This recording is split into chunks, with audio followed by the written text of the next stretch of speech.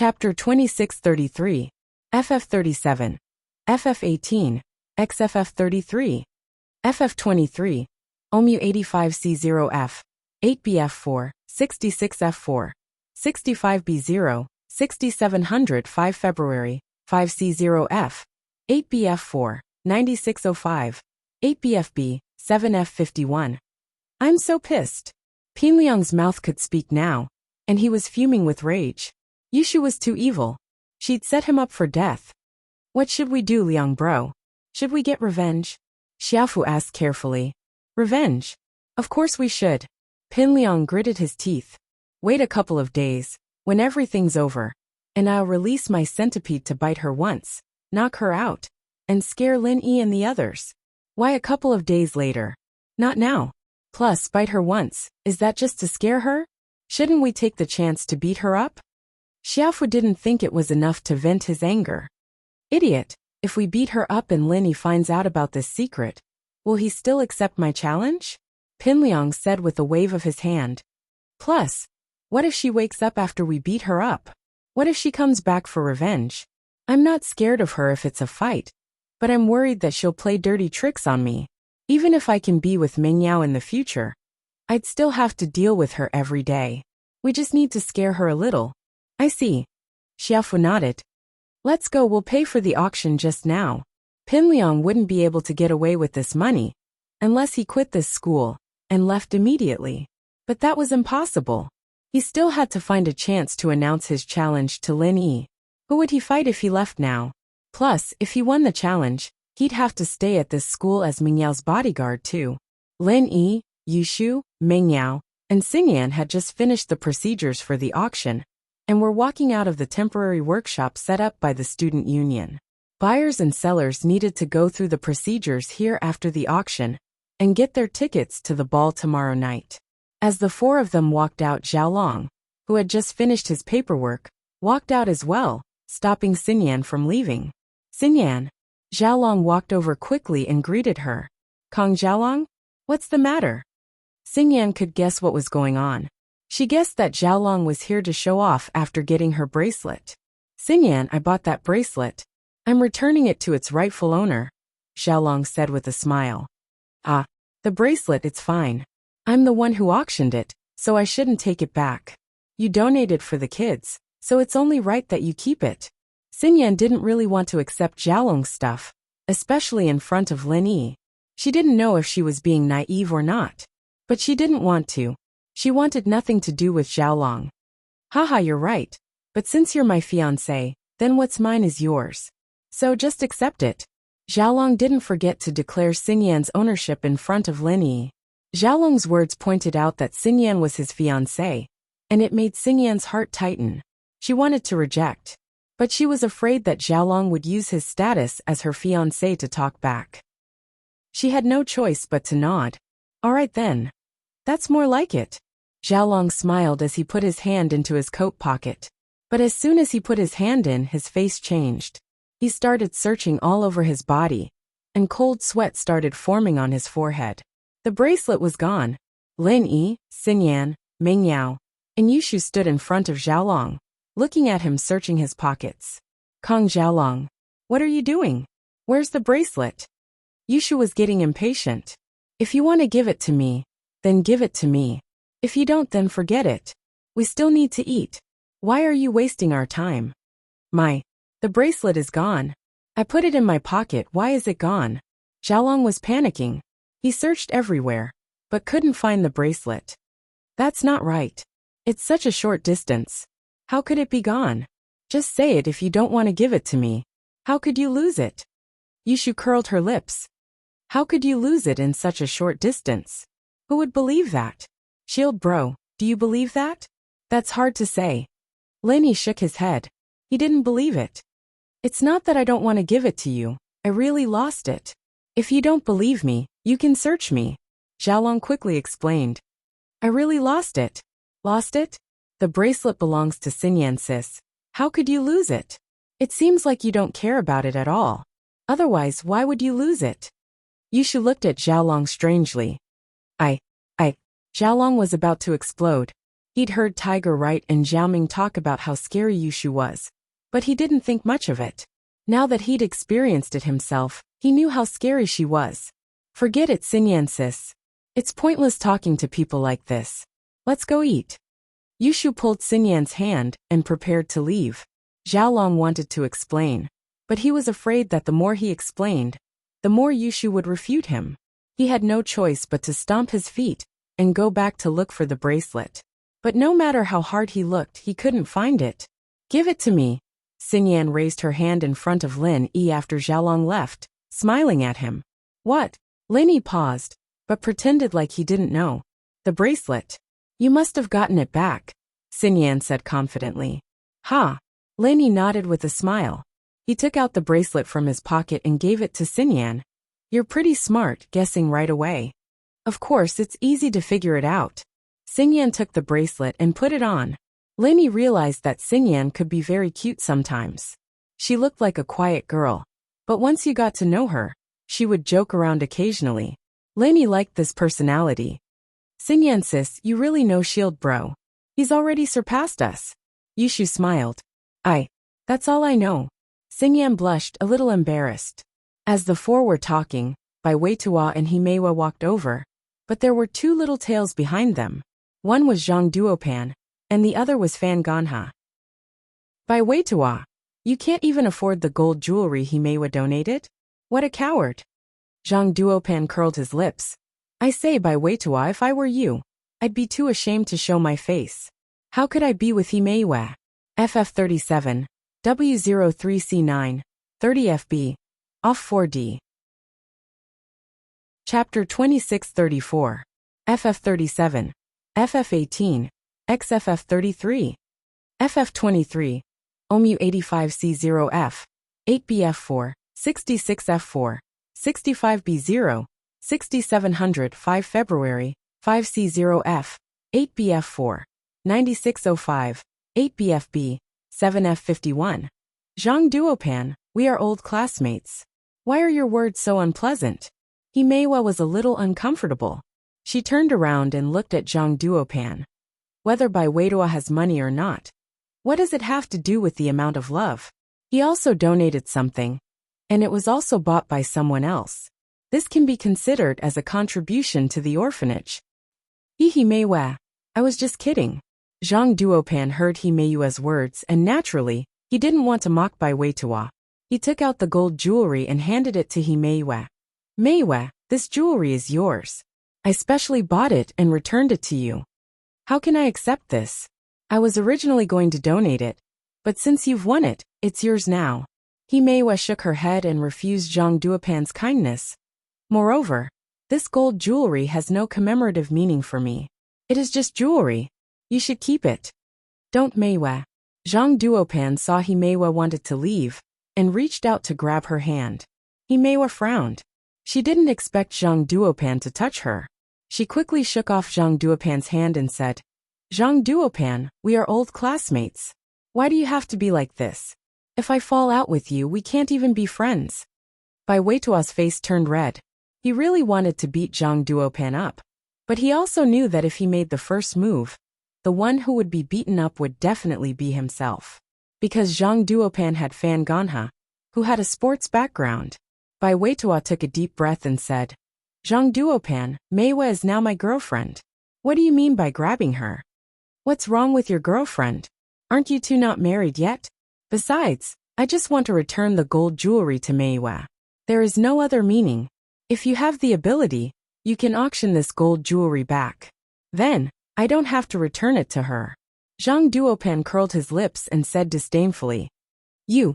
Bai Weitua was furious. However, Zhang Duopan ignored him and turned to Himeiwa. Meiwa, I'm a man. What's the point of holding on to this gold jewelry? Besides, you've worn it for so long, and you have feelings for it. You won't be willing to give it away just like that, right? I haven't worn it many times, so I don't have any feelings for it, Himeiwa said faintly. If there's nothing else, I'll leave first. Since you don't want it, give it to me. I'll donate it to the orphanage. You can exchange it for money. Lin Yi walked over and snatched the ornament from Zhang Duopan's hands. You. Zhang Duopan glared at Lin Yi, but he couldn't say anything to refute. After all, he had already said that it was useless for a man like him to have the gold jewelry. If he took it back, it would seem petty. Himeiwa, who didn't like him, would definitely think that he had an ulterior motive for giving her the gold jewelry. So, he could only suppress his anger. He said indifferently, "That's fine too. I'm just showing my love anyway." Hee, you're really caring. Bai Weitua saw that Linny was here, and he finally vented his anger. He immediately felt great and mocked Zhang Duopan indifferently. "Of course, otherwise how could I bid?" Zhang Duopan said helplessly. However, after Himeiwa left, Zhang Duopan's mouth revealed a sly smile. Although Himeiwa didn't want the gold jewelry, his purpose had been achieved. Just now, when he was holding Himeiwa's hand, he applied a touch of powder on Himeiwa's hand. This kind of powder had a long-lasting fragrance. It wouldn't be washed off even after washing and bathing. It would be effective for at least 2 to 3 days. Zhang Duopan's purpose was for the masquerade party tomorrow. He wanted to recognize Himeiwa at the masquerade party, and then use this opportunity to make a request to Himeiwa. As for what the request was, it depended on Himeiwa's reaction. He naturally wanted a more excessive condition. As for the gold jewelry, he really didn't care much. It was just a medium to get in touch with Himeiwa. His annoyance was just to confuse Bai Weitua and Himeiwa. After Right Coiling Tiger got the tablet, he opened it immediately. However, he didn't know how to use this kind of high-tech product. After a long time, he still couldn't figure it out. In desperation, he searched for tutorials on the internet, and finally found a file called Learning Experience Notes. With an incomparable excitement, Right Coiling Tiger opened the Learning Experience Notes. However, after one look, Right Coiling Tiger's face turned ugly. This was because the experience notes were not the notes of an alchemist at all, but the notes of Boss Bai's medical class. It recorded the content that Boss Bai usually talked about in class. Of course, there were some of Han Jingjing's own understanding and opinions, but they had nothing to do with alchemy. Right Coiling Tiger didn't want to study any medicinal properties, and he didn't want to prescribe medicine. What he wanted most was alchemy, but obviously not. Fuck, I've been tricked again. Right Coiling Tiger gritted his teeth and smashed the tablet on the ground, stomping on it a few times. Master Right, calm down, don't smash it. Let's go interrogate Lin Yi. The blonde quickly stopped him, afraid that Right Coiling Tiger would break the tablet. Interrogate my ass. Pig brain. Right Coiling Tiger said angrily. The auction didn't say that this was the notes of an alchemist. Who am I supposed to go to? I'll be mocked if I go. I was wondering why it was so cheap. I thought I'd gotten a great deal. I didn't think I'd be screwed over. This Lin Yi really isn't a good person. Looks like I'll have to trade with him seriously. That's true. The blonde nodded. He could only blame it on his bad luck. The masquerade party was held on time the next night. Lin Yi wore a male thief mask, Xinyan a pleasant goat mask, Mengyao a pretty goat mask, and Yushu a big wolf mask. Lin Yi and Xinyan entered the party separately from Mengyao and Yushu. Lin Yi didn't want to participate in an event like this after all. He'd rather stay at home and train with Xinyan. But Yushu wanted to participate, and Lin Yi had no choice but to follow them with Xinyan. Lin Yi didn't dance or wander around after entering the party, but he found a corner and sat down. Xinyan, on the other hand, sat not too far from Lin Yi. The two weren't very close, but it was just enough for Lin Yi to smell the fragrance and train. FF37, W03C9, 30 FB, off 4D. Chapter 2635. At the entrance of the ball, Zhao Qibing rushed over and saw Tiger Right waiting for him. He asked anxiously, I say, Master Yu, do you have any ideas?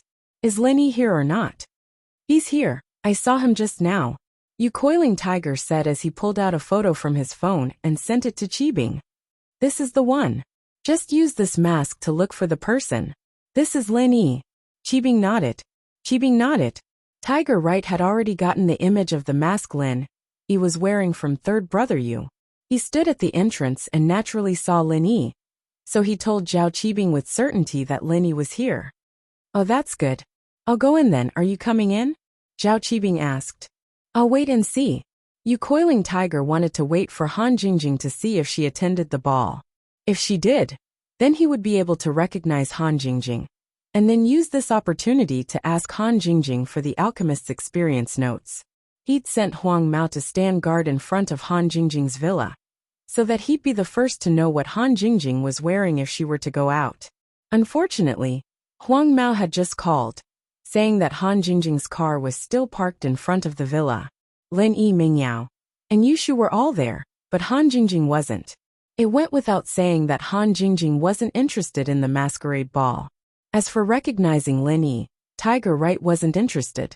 Although he could ask Lin Yi to give him Han Jingjing's notes, Lin Yi could just say that it was Han Jingjing's, not his, and he couldn't do it. Tiger Right's efforts would be in vain, so he might as well give this chance to Zhao Qibing. After waiting for a while, there was still no news from Blondie. Right Coiling Tiger also left the masquerade party. There was no point in staying here any longer. Pinliang was here as well, with Xiaofu in tow. He only had one ticket though, so he couldn't bring anyone in. He wanted to see if there were people who didn't want to go, or if they wanted to sell their tickets.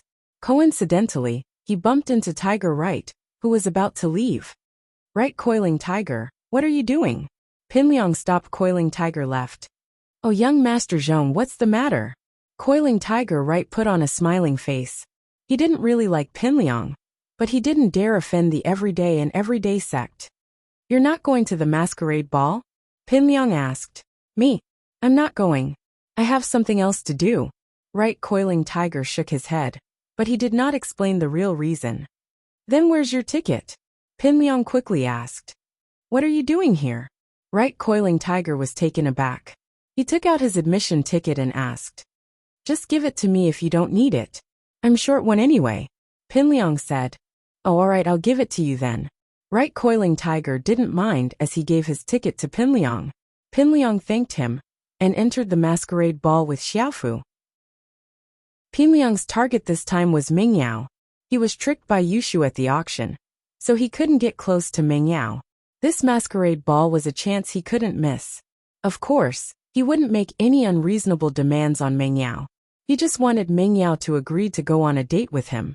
This request wasn't against the law, and it wouldn't put Mingyao in a difficult position either. Mingyao wouldn't be able to reject this request either. Wow, you're Wang Xingyan, I recognize you. The ball had just started, and Yushu pulled Mingyao over to Pleasant Goat excitedly, pointing at her as she said, What's this? Shoo, stop messing around. Lin Yi's practicing. Xingyan didn't know whether to laugh or cry. They came together, and they prepared the masks together. Naturally, Yushu would be able to recognize her. I'm not messing around, Xingyan sis. You've been recognized, so you have to agree to a request of mine. Yushu said with a straight face. That's the rule of the masquerade ball. It doesn't say that I can't meet someone I know before. Then, alright. What do you want me to agree to? Xingyan said helplessly, but she was happy as well. The fact that Shu was messing around with her meant that Shu was slowly accepting her, acknowledging her position as a new member in the villa. Oh, let me think. Yushu pretended to be deep in thought. I got it. Xingyan sis, you want to be Shield Bro's girlfriend, right? Xingyan paused, not knowing what to say. I'm Zhaolong's fiancé, so I can't be Lin Yi's girlfriend, can I? I see. Alright then, I'll owe it to you for now. Yushu was just testing the waters, and she didn't insist on it after Xingyan's rejection. Shu, stop messing around. The four of us will be easily recognized if we're together, Mingyao said. Okay. Yushu nodded before leaving with Mingyao. Xingyan didn't know whether to laugh or cry. Did she owe Shu a favor just like that? There were more and more people in the ball, and the music was also playing. In the ball, people could go to the dance floor to dance, and they could also take some snacks from the free buffet area to enjoy on the surrounding tables. Lin Yi was in the middle of practicing when a man in a black mask ran over, giving Xingyan quite a fright. Although it was a masquerade ball, the man was dressed like a bank robber. Xingyan asked subconsciously, You, what are you doing? I recognize you. You're Lin Yi. It was Zhao Qibing. He wasn't in the mood to participate in this masquerade ball. If it weren't for the fact that he wasn't allowed to enter with his face, he wouldn't even bother wearing the mask. Linny came back to his senses and looked at the masked man in front of him. Zhao Qibing, is there something wrong with you? What do you want? I recognize you. According to the rules of the ball, you have to promise me one thing. Zhao Qibing said. You're not going to go back on your words, are you? Oh, what is it? You're not asking me to break your legs again, are you? Linny frowned. Ha, Linny boss, you're smart. That's right, hurry up and break my legs, I can't wait. Zhao Qibing was overjoyed that Linny knew what he wanted. Chapter 2636. Then I'll change it. If you don't break my leg, you'll go play with me for a day. We'll go to the amusement park, just the two of us alone. We'll go on roller coasters and merry-go-rounds. Qibing said. That's not against the rules, right? You pick one. Linny was speechless. He didn't think that Qibing would be this shameless. Asking him to go to the amusement park with him? Linny shook his head with a bitter smile. Fine, I'll break your leg then. Right here. Yes, right here. I've arranged everything. Break my leg, and I'll tell them I fell myself. Yellow and purple hair are waiting for me at the door. Qibing said. All right. Linny nodded helplessly, agreeing to it. He looked at Zhao Qibing and kicked him twice. Pa! Pa! Two crisp sounds. Qibing knelt down on the ground, but his face was filled with joy. Good, this is great. It's finally broken. Boss Linny, thank you so much. You're so fast. You're even faster than a practitioner. You're like a professional killer on TV. I didn't even have time to react, and my leg was already broken. Clean and fast. Amazing. All right, leave now. Don't stay here and get in the way. Linny waved his hand impatiently. He was even more confused. This Qibing didn't look like an idiot. Why was he asking for his leg again and again? What was he trying to do? Could it be that he was practicing some kind of evil technique? Zhao Qibing quickly found the staff from the student council. And when the staff heard that his leg was broken, he jumped in fright. But Zhao Qibing didn't care at all. He let the staff drive him to the entrance, got into Uncle Zhu's car, and drove away. Pin Liang and Xiaofu, on the other hand, walked around the ball looking for Meng Yao. He didn't know what Meng Yao looked like, but he was looking for Yushu. He knew that the two of them should be together. Liang bro, is that big cow Yushu? Xiaofu found his target. He said quickly. Oh, which one? Pin Liang paused and asked. It's that gray wolf over there. Gao Xiaofu said as he pointed to a spot not far away. Oh. Pin Liang took a closer look. As expected, a big wolf, and a pretty sheep suited Meng Yao and Yushu's personalities. It was true that they liked to watch Happy Goat and Big Wolf. Yushu's chest, on the other hand, was unparalleled. Pin Liang was very sure that it was Meng Yao and Yushu. Come, let's go. All right. Xiaofu nodded and walked over with Pin Liang. You're Meng Yao, I recognize you. Pin Liang pointed at the sheep. Meng Yao didn't expect Pin Liang to be the first to recognize her. She was a little surprised and disgusted. He frowned. Zhong Ping Liang. Haha, it's me. Yao Yao, you have to agree to one of my requests now. Pin Liang smiled proudly. What request? Meng Yao asked helplessly. Of course, I won't force you. I'm sure you can do it. Pin Liang said. How about we go on a date after the party? Let's go watch a movie. Date. Meng Yao looked at Pin Liang oddly. Don't worry, it's just a date. It's not against the law. Let's go watch a movie, all right? Pin Liang knew Meng Yao very well. He knew how to control the boundaries. Meng Yao couldn't say no. But Shu and Linny have to go together. Meng Yao said after some hesitation. Sure. Pin Liang didn't want Lin Yi and Yushu to be a third wheel. But he didn't want Meng Yao to retaliate. So he said yes. All right, let's go watch a movie then. Meng Yao nodded.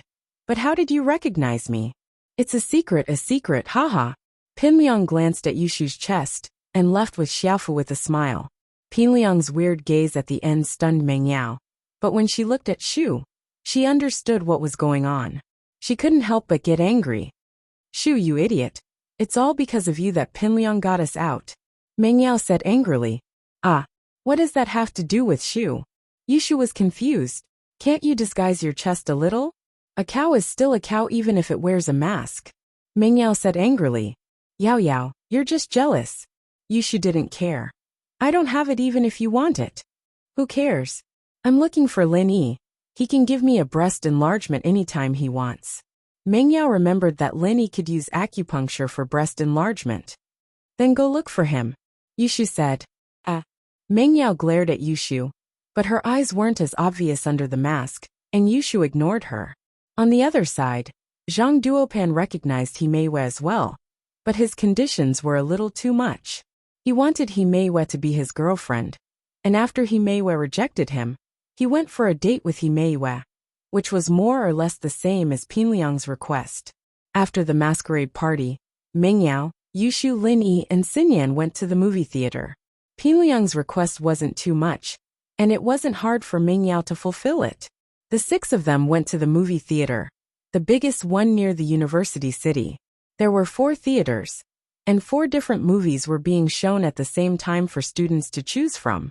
There were a lot of people here, and most of them were couples, but everyone still wanted to watch the movie they liked. There had to be at least one movie that suited their taste. There was a romance movie, a horror movie, a detective movie, and the latest Hollywood movie. Pinliang naturally had his plans. Yao, this is a new movie, and it's really good. Let's watch it. It's a 3D effect, too, it'll be great. Pinliang liked horror movies, and he wanted to hold Meng Yao's hand when she got scared, to give her some comfort. Most importantly, he'd seen this movie before, and he knew the plot. He wouldn't be that scared anymore. Nope. Meng Yao naturally knew what Pinliang was thinking. She shook her head. I hate horror movies, I'll watch something else. Chapter 2637. A detective movie suits Detective Shu 007 style. Yushu suggested. A detective movie? That's fine too. Pinliang looked at the introduction of a detective movie. It was quite interesting, and he'd watched it before. He could tell Meng Yao about the plot later. Since he couldn't watch a horror movie, he'd settle for a detective movie instead. The 6 of them bought movie tickets and walked into the cinema together. There weren't many students who came to this cinema to watch detective movies. Perhaps students liked horror and romance movies, but they weren't very interested in detective movies that were more logical and logical. After all, most of the people who came here were students on dates. Naturally, they wouldn't focus on watching movies. Horror movies and romance movies didn't matter, but detective movies were different. If they missed a plot, they might not be able to understand it. Therefore, most students wouldn't choose it. Lin Yi and the others arrived just in time. The movie hadn't started yet, and the staff were busy selling popcorn, drinks, and other snacks. The 4 of them found a row and sat down. Meng Yao didn't want to sit next to Pinliang, but there was nothing she could do about it. Meng Yao didn't want to go back on her words, and with Lin Yi there, Pinliang wouldn't do anything outrageous. It didn't take long for the movie to start, and Meng Yao focused all her attention on the movie. Yao, do you want some? Pinliang asked Xiaofu to buy a bunch of snacks for Meng Yao. Oh, give it to Shu. Meng Yao passed it to Yushu, not keeping one for herself. Liangzi, you're so nice. You used to buy delicious food for me when we were in high school, and you still do it now. Yushu took a big bag of delicious food and shared some with Xinyan and Lin Yi, eating happily. Pinliang didn't know what to say, but he forced himself to speak. Haha, yeah. Just wait until I become Meng Yao's bodyguard. Then I can buy it for you anytime, anywhere. Oh, good luck then. Are you going to challenge again?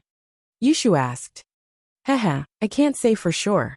Let me think about it. Pinliang wanted to challenge Lin Yi, and he wanted to do it in public. Otherwise, in private. He was afraid that Lin Yi would go back on his word and say that he never kept his word with bad guys. That way, Pinliang would win for nothing. Shu, can't food shut your mouth? Don't talk too much. Meng Yao frowned. Yushu was leading the conversation in a direction she didn't want to go. Hurry up and watch the movie. Aren't you Detective Shu 007? This movie is quite interesting. Make a good deduction later. Oh, okay. Yushu shut her mouth. This movie's not that interesting. I don't even know what it's about. Pinliang wanted to say more, but Meng Yao didn't let him. He had no choice but to change the topic. This movie must be boring at the beginning, right? But we're about to enter the plot. Look, the servant is going to die soon. Dead? How did you know? Meng Yao frowned. I can deduce it. Pinliang chuckled. Keep watching if you don't believe me. Sure enough, not long after, the murder happened, and the servant was really dead. However, Pinliang's words pissed off a young man sitting in front of him. He turned around and glared at Pinliang, telling him to shut up. Pinliang, on the other hand, didn't know that he was trying to show off his superior reasoning skills. He continued to show off in front of Meng Yao. Look, I said it's the servant who's dead. Do you guys know who killed her? This case isn't complicated at all. Here's the truth.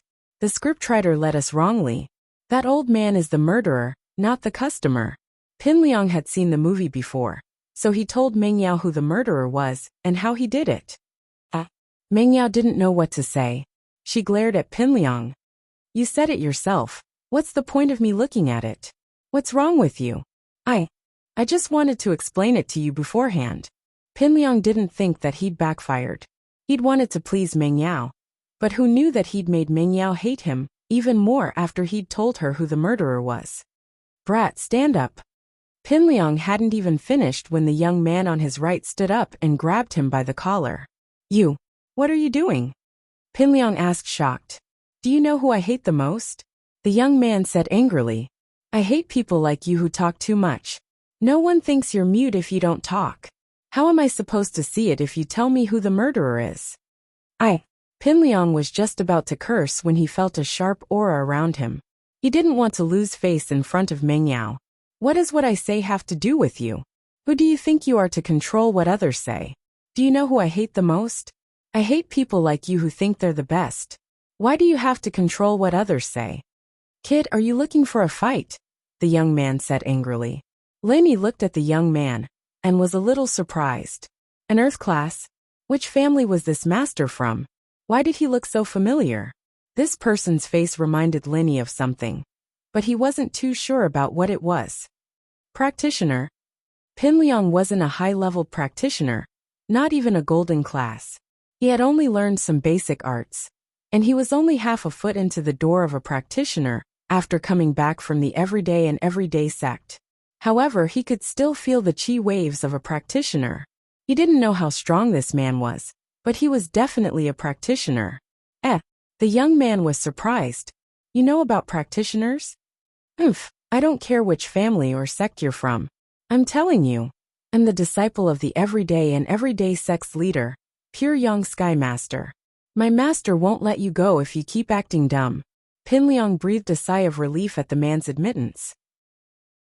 He was a practitioner, and even if he was a solo practitioner, he should have heard of the everyday and everyday sect. Chapter 2638. Why should I? Pinliang didn't want to, but he didn't have the mid-tier golden cicada underwear anymore. He didn't dare use the centipede in front of Linny either. What if Linny saw through him and decided not to fight him? Even if he wanted to use it, he would find a place where there was no one around. Therefore, although he was reluctant, he had already given in. I've introduced myself, but you haven't. Even if I apologize, you should at least let me know who you are, right? I'm Tang Yuqi, a detective from overseas, the young man said faintly. He was a famous detective overseas, and even if Pinliang wanted revenge, he'd have to think about his identity first. The reason why he was angry was because he was a detective himself, a fan of deductions. He liked to analyze things on his own when he watched movies, and he'd just gotten into character when Pinliang solved his deductions. It was only natural that he wasn't happy about it. Oh, a friend from overseas. Xiaofu, give him 100 kuai. Pinliang found a way out of this embarrassing situation, and had Xiaofu give Tang Yuqi 100 kuai. Sorry for bothering you. It's fine. Tang Yuqi took the 100 kuai and left the theater. Linny frowned as he watched him leave. Linny felt that the man looked familiar, as if he'd seen him somewhere before. But he was from overseas, and that confused Linny. Could he have seen him on a mission before? That couldn't be. He didn't know anyone with the surname Tang. Could he be related to the Hidden House Tang? Tang Yu and Tang Yuqi. They sounded like brothers, but unfortunately, they probably weren't. Otherwise, one of them wouldn't be from a hidden family, and the other an overseas detective. They were two completely unrelated people. As for the fact that they were both surnamed Tang, and had the word you in their names. Perhaps they were the same generation in the family tree. They might have been relatives a few hundred years ago. Plus, Tang Yuqi and Tang Yuqi didn't look very similar. Linny found him familiar, but it wasn't because of Tang Yuqi. Tang Yuqi had already left, and Linny shook his head and continued watching the movie. Pinliang had learned his lesson this time and kept his mouth shut. He bore a grudge against Tang Yuqi in his heart. However, he knew that he couldn't do anything to Ming Yao. The most important thing right now was to become Ming Yao's bodyguard. Right now, he only had the centipede, but he didn't have any powerful moves. The centipede wasn't weak, but there were conditions to use it. Pinliang was thinking, maybe he should wait until he defeated Lin Yi before asking his master for some treasures? Qibing and Uncle Zhu arrived at the floating cloud. Sihua ran out to welcome him. Master Bing, you did it? Sihua was overjoyed to see Qibing with a broken leg. Lin Yi did it. And he finally made his move. Qibing was helped into the room by Uncle Zhu. It's not easy, Lin Yi's getting smarter. He wouldn't break my leg easily, and now it's hard for him to make a move. I've practiced 1,000 kicks, and I still need 2 more times. Tell me, how can I make it 2 more times? Well, I think we should ask for Lin Yi's help. Sihua said after some thought. None of us are good at it.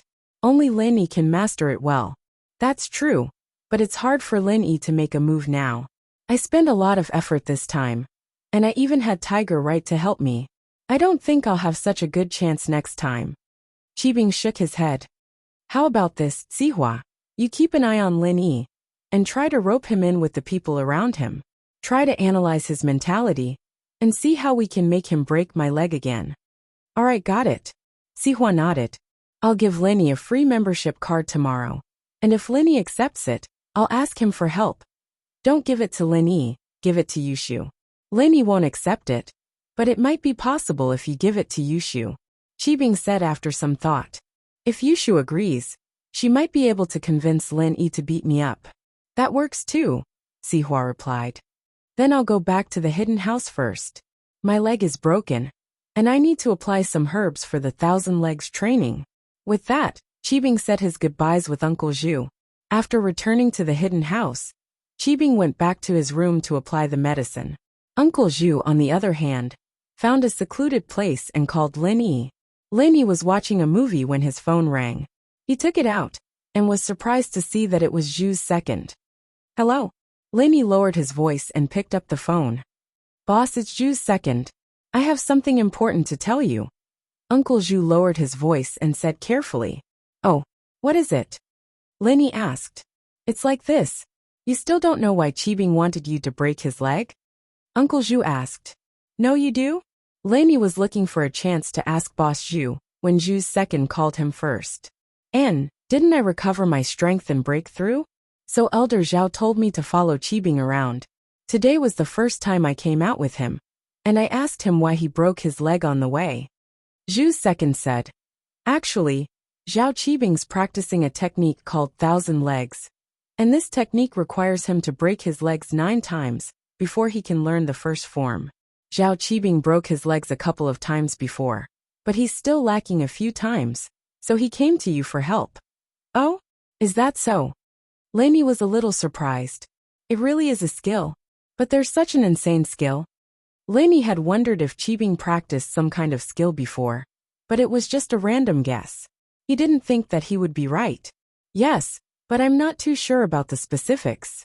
I just started following Qibing, and I can't ask him in detail. I'm afraid that he might get suspicious, Uncle Zhu said. Alright, keep an eye on him at all times.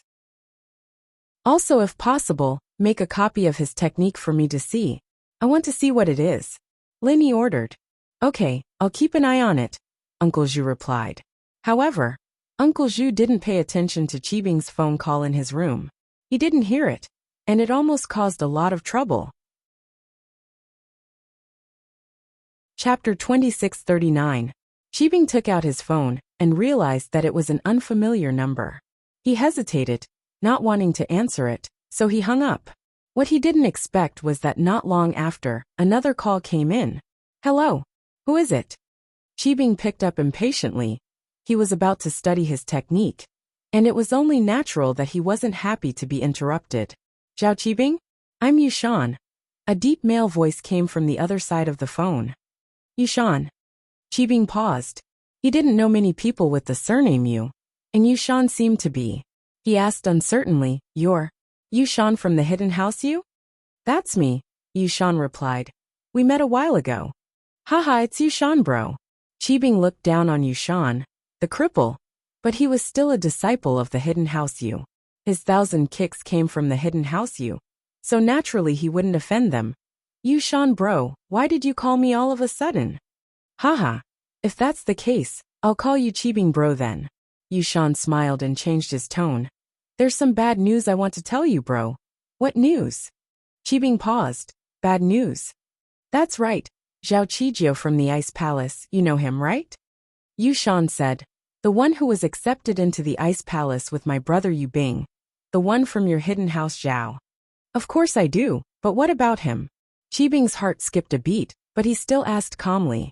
He got 100,000-year treasure in the Outer Disciples test, and the sect master gave him a few pills, some of which were lost recipes between the small qi-gathering pill and the normal qi-gathering pill. I don't know what they're called, but they can raise the level of an earth class and above, and they don't have the side effects of the qi-gathering pill. There's only one of these pills left, and the fact that they were given to Zhao Qijio shows how lucky he is. Yushan couldn't help but feel angry as he said that. Lin Yi Yu Bing, if it weren't for you guys, I would have been the one staying in the Ice Palace. I would have been the one finding the 100,000-year treasure. One had to say that after becoming a cripple, Yushan's mind had become twisted. He never thought about why he was crippled, nor did he think about the evil things he wanted to do before. All he could think about was hatred towards Lin Yi and Yu Bing. He knew that he was done for in this life. His strength and position were gone, and so he wanted vengeance. He wanted Lin Yi and Yu Bing to regret for the rest of their lives. But he couldn't do it with his own strength, so he had to borrow the strength of others. Just when Yushan couldn't think of a good solution, Zhao Qibing came to visit House Yu. His interest in Yu Ning suddenly gave Yushan hope, and he thought of a good idea. What, then? What's his strength now? Qibing was shocked. He had relied on the pills he got from the auction to become an earth class. So naturally, he wouldn't put Qikuan and Qijio in his eyes. He was going to learn the 1,000 kicks skill soon too, and he'd be even more powerful in the future. So as his strength increased, he didn't care about Qijio going to the Ice Palace anymore. What he didn't expect was for Yushan to bring news like this.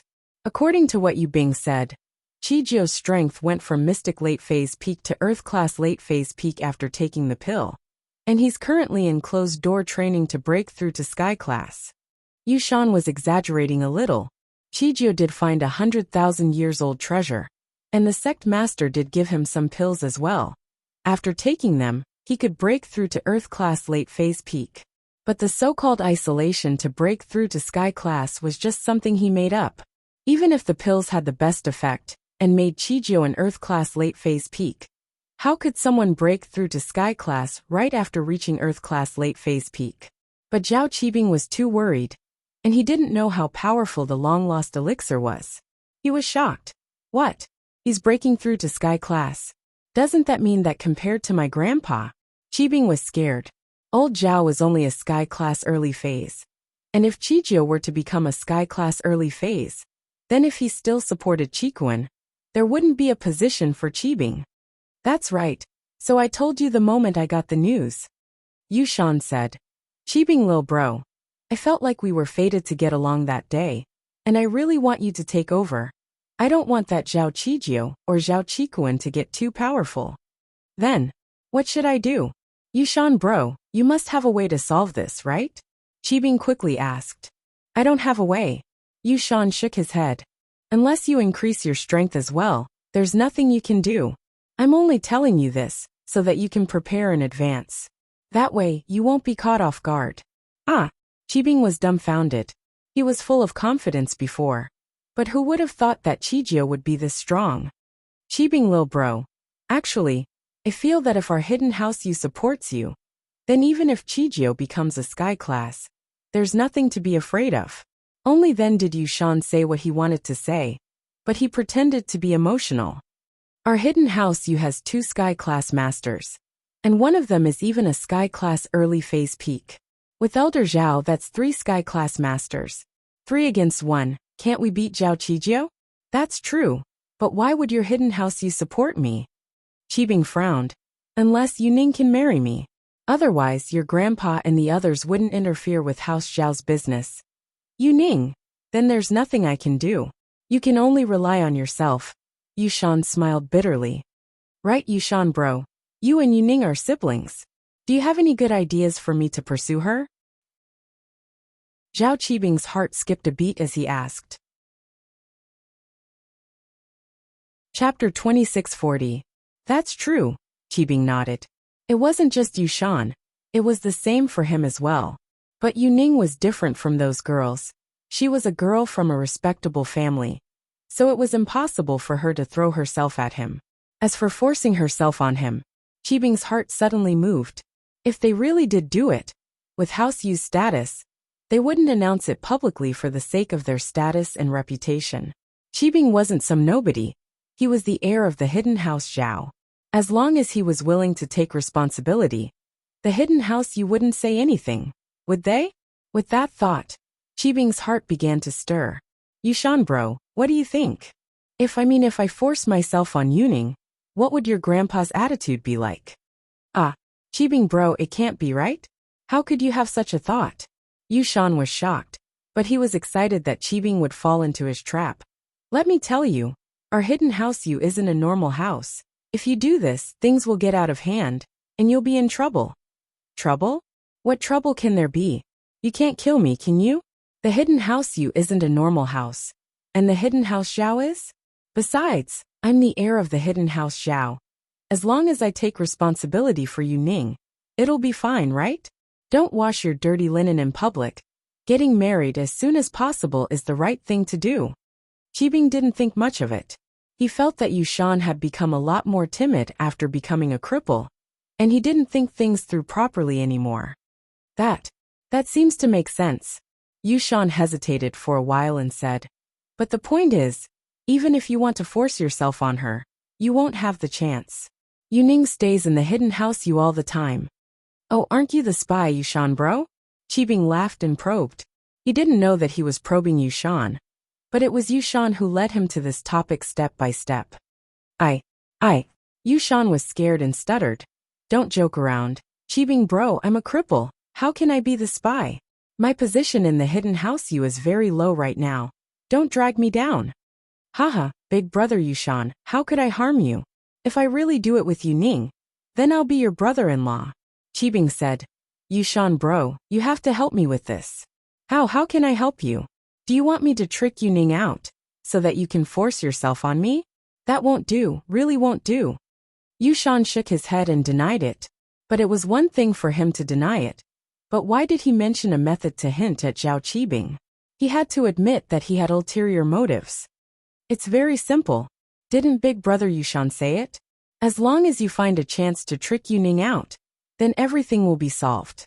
Brother Yushan, I beg you, as long as you help me, then I will definitely not forget your kindness in the future as long as I am promoted. Qibing couldn't help but want to complete this plan. What happened to Zhao Qijio had stimulated him, and he indeed wanted House Yu's help. Besides, he really did like Yuning, so no matter how he looked at it, he wouldn't lose anything. When I become the head of the house, there will be benefits for you. I'm a cripple, what benefits do I need? Yushan smiled bitterly. Brother Qibing, I can't become the head of the house. I'm a cripple. I just want to live the life of a rich young master. I don't want to do those risky things. Don't. Qibing panicked. The desire in his heart was aroused, and if he didn't fulfill it, he wouldn't be able to eat and sleep in peace. Big brother Yushan, although you're a cripple, that doesn't stop you from becoming the external elder of the house. You can take care of House Yu's business in the common world, and take care of the family's food. As long as you have power in your hands, you might be able to recover. As far as I know, the 3rd level pill, Great Recovery Pill, should be able to heal your injuries, right? Your injuries may be serious, but in reality, It's not incurable, right? Third-level Great Recovery Pill? A glimmer of hope flashed in Yushan's eyes, but it quickly dimmed. Not to mention a hidden house. Even an ancient sect would have a hard time getting a third-level medicinal pill. What did the hidden house you do? How could they get their hands on a third-level medicinal pill? Besides, even if they got a third-level pill, with his current position in House U wouldn't let him use it. Even if there was a sliver of hope, he wouldn't choose to take revenge. He would choose to take the risk. Yushan was injured by Lin Yi when he was still a mystic, and it wasn't that serious. One Great Recovery Pill was enough to heal him. But with House Yu's cold attitude and Elder Yu's disappointment in him, Yushan couldn't see any more hope. He knew that he had been abandoned. Ever since Elder Yu found out the truth, there was no chance for him to recover. It was already good enough that he could live a peaceful life as a rich young master. House Yu had already shown him mercy by not kicking him out of the house. Yeah, it's not like there's no hope, Qibing said. As long as you have the power in House Yu's hands, everything will be fine, right? That's true. Yushan didn't think much of it. But these are all secondary. If you want me to help you, sure, but you have to promise me one thing. What is it? Qibing asked quickly. One day, when you're strong enough, you have to help me get rid of Lin Yi. He was the one who injured me, and he's the person I hate the most. You have to promise me that you'll help me get revenge. Then I'll help you, Yushan said after a pause. Lin Yi. Qibing paused and smiled bitterly. My hatred for him isn't any less than yours, but I'm not his opponent. What I'm saying is that one day, when you're strong enough, you have to help me get revenge. If not, I won't force you, Yushan said in his heart. It didn't matter if Lin Yi died or not. He wanted Yu Bing dead the most. Yushan, naturally, knew about what happened between Yu Ning and Lin Yi. So giving Yu Ning to Qibing was equivalent to taking revenge on Lin Yi. Yu Ning's identity was a bit special, and she couldn't lose her virginity. Yushan actually knew a thing or two about it, but he didn't know the details. But that didn't stop him from going against House Yu. Chapter 2641. His position in House Yu was no different from the normal disciples. There was no happiness in his life at all. The only thing that kept him going was vengeance. Now that he had his revenge, he was dead.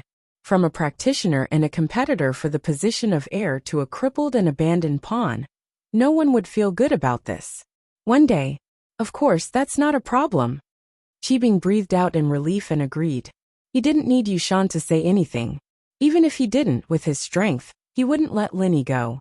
All right, I'll take the risk and help you this once, but you can't sell me out after this. You have to take all the responsibility, Yushan said. All right, no problem. Zhao Qibing agreed without a second thought. After all, he was going to have a showdown with House Yu after forcing himself on them. Instead of dragging Yushan into this, he might as well take the responsibility himself. To him, the result was the same, but to Yushan, it was definitely harming him. If that's the case, I'll think of something. Let's see if I can ask Yu Ning out for a walk after 2 days of meals. Then you can bring some men and knock us out, kidnap Yu Ning. And then you can carry out your plan, Yushan said. Yushan said. This was actually a plan he'd thought of before. But if he'd told Qibing directly, Qibing would have been suspicious, and might even report him to House Yu. But he slowly brought up the topic from Qijio, and it didn't seem too sudden at all. In the end, it seemed like Qibing was the one who'd asked for it, and Yushan had no choice but to agree. All right, let me know in advance. It'll take me 3 hours to get to the hidden House Yu from here. I need to prepare in advance. Qibing nodded. Then what are you preparing for? Why don't you just come over today and wait for me? Yushan said. All right, I'll be there right away. Qibing quickly replied. After hanging up, Qibing's emotions were surging. This trick was a little despicable, but to him, it wasn't dangerous at all. He didn't know that Yu Ning was the inheritor, and he didn't know how important Yu Ning was to House Yu and that place. That was why he fell for Yushan's trick and took the bait. If he knew that there was such a powerful force behind Yu Ning, he would be scared to death. But that was the way of the world. Ignorance was bliss, and Qibing felt that even if Elder Yu wasn't willing, he would still agree to the marriage proposal. He was the future head of the hidden house Zhao, after all, and it wouldn't be a loss for Yu Ning to marry him. However, Zhao Qibing didn't lose his rationality. After the excitement, he didn't act on his own, and went to Elder Zhao's place. Master Bing, are you looking for the old patriarch? Elder Mian smiled as he looked at Qibing. He wasn't as experienced as Elder Bai, and naturally, he couldn't be as arrogant as Elder Bai, supporting whoever he wanted to be the next head of the house. Elder Mian, on the other hand, was trying to please Qibing for his own position. Yes, Elder Mian, is my grandpa here? Qibing nodded. He's here. The old patriarch has just finished his training. Master Bing, you can go in directly, Elder Mian said. All right, thank you, Elder Mian. Zhao Qibing nodded and entered the courtyard where Elder Zhao practiced. Elder Zhao had just finished his training when he heard the voice outside the door. Qibing, didn't you just break your leg? Why are you still walking around? Oh, I used a small recovery pill, Grandpa, it's fine now, Qibing said. Qibing said, Grandpa, I have something important to ask you. Can you see if it's possible? Oh, what is it, tell me? Elder Zhao signaled for Qibing to continue. It's like this. Qibing told old Zhao about how Qijie was lucky enough to find 100,000-year treasure and the elixir, as well as how he wanted to get House Yu's support and force himself on Yu Ning. He told old Zhao all about it. What? You're saying that Qijie is breaking through to Sky Class? Elder Zhao's heart skipped a beat. He didn't think that Qijie would have something like this. This was completely out of his expectations. At this moment, he even regretted treating Qikuan like this. If he gave up on Qibing and supported Qikuan, then House Zhao would have 2 Sky Class Masters in the future. But that would be a little unfair to Qibing. After all, he was the one who gave him this Sky Class. And there was no turning back now. The hidden House Zhao had already signed Qikuan up for the Sky Elixir School's test. And there was no turning back now. He had no choice but to go through with it. So, the most important thing now was to kidnap House Yu onto Qibing's chariot. As long as House Yu supported Qibing, then Qijie wouldn't be able to do anything even if he was a Sky Class. House Yu had 2 Sky Class Masters, and one of them was Sky Class Early Phase Peak. Qijie wouldn't be able to do anything. So, as for what Qibing said about forcing Yu Ning, Elder Zhao didn't think it was good for House Zhao's reputation, but from a profit perspective, it was still doable.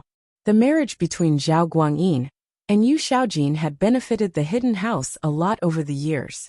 The hidden house didn't have a Sky Class before, and they were at the bottom of the hidden house hierarchy. They were only slightly stronger than the hidden house Han. But with House Yu's help, House Zhao's position slowly rose. Although Elder Zhao was a Sky Class now, compared to the hidden House Yu, House Zhao was still much weaker. Because of the Qi gathering pill, the relationship between House Zhao and House Yu had fallen to a freezing point. If Qibing could get the beauty back, then the 2 houses would be on good terms again. And this was a good thing for House Zhao. The only thing that worried old Zhao was Yu Shan's goal. Old Zhao was a shrewd man, and naturally, he didn't believe that Yu Shan would be so kind as to report to Qibing and help him out of the goodness of his heart. It didn't seem realistic. Yu Shan, that's what he told you? I feel like his goal isn't that simple. Elder Zhao said. It's weird that he told you about Qijie. You don't know him at all. You've only met him once. If it were you, would you do that? Chapter 2642. FF37. FF18. XFF33. FF23. OMU 85C0F. 8BF4. 66F4. 65B0. 6700. 5 February. 5C0F. 8BF4. 9605. 8BFB. 7F51. Oh? You're saying? Oh right, Yu Shan is crippled. His position in the hidden house must be dropping, especially after what he did to Yu Bing in the Ice Palace test. It'd be weird if Yu Shaochen treated him nicely. I can't blame him for looking for someone else. Elder Zhao nodded. He said, he wants me to get revenge on Lin Yi this. Zhao Qibing was a little worried after hearing what Elder Yu said. I'm not afraid of that. I think it's just an excuse. There are some things he can't say. You said that you'll help him become an elder of House Yu, and he didn't object to it. Did he? I think he doesn't want to be a cripple for the rest of his life. So he wants to get some benefits from you. Elder Zhao analyzed. Grandpa, you're the best, hitting the nail on the head. I didn't think of that.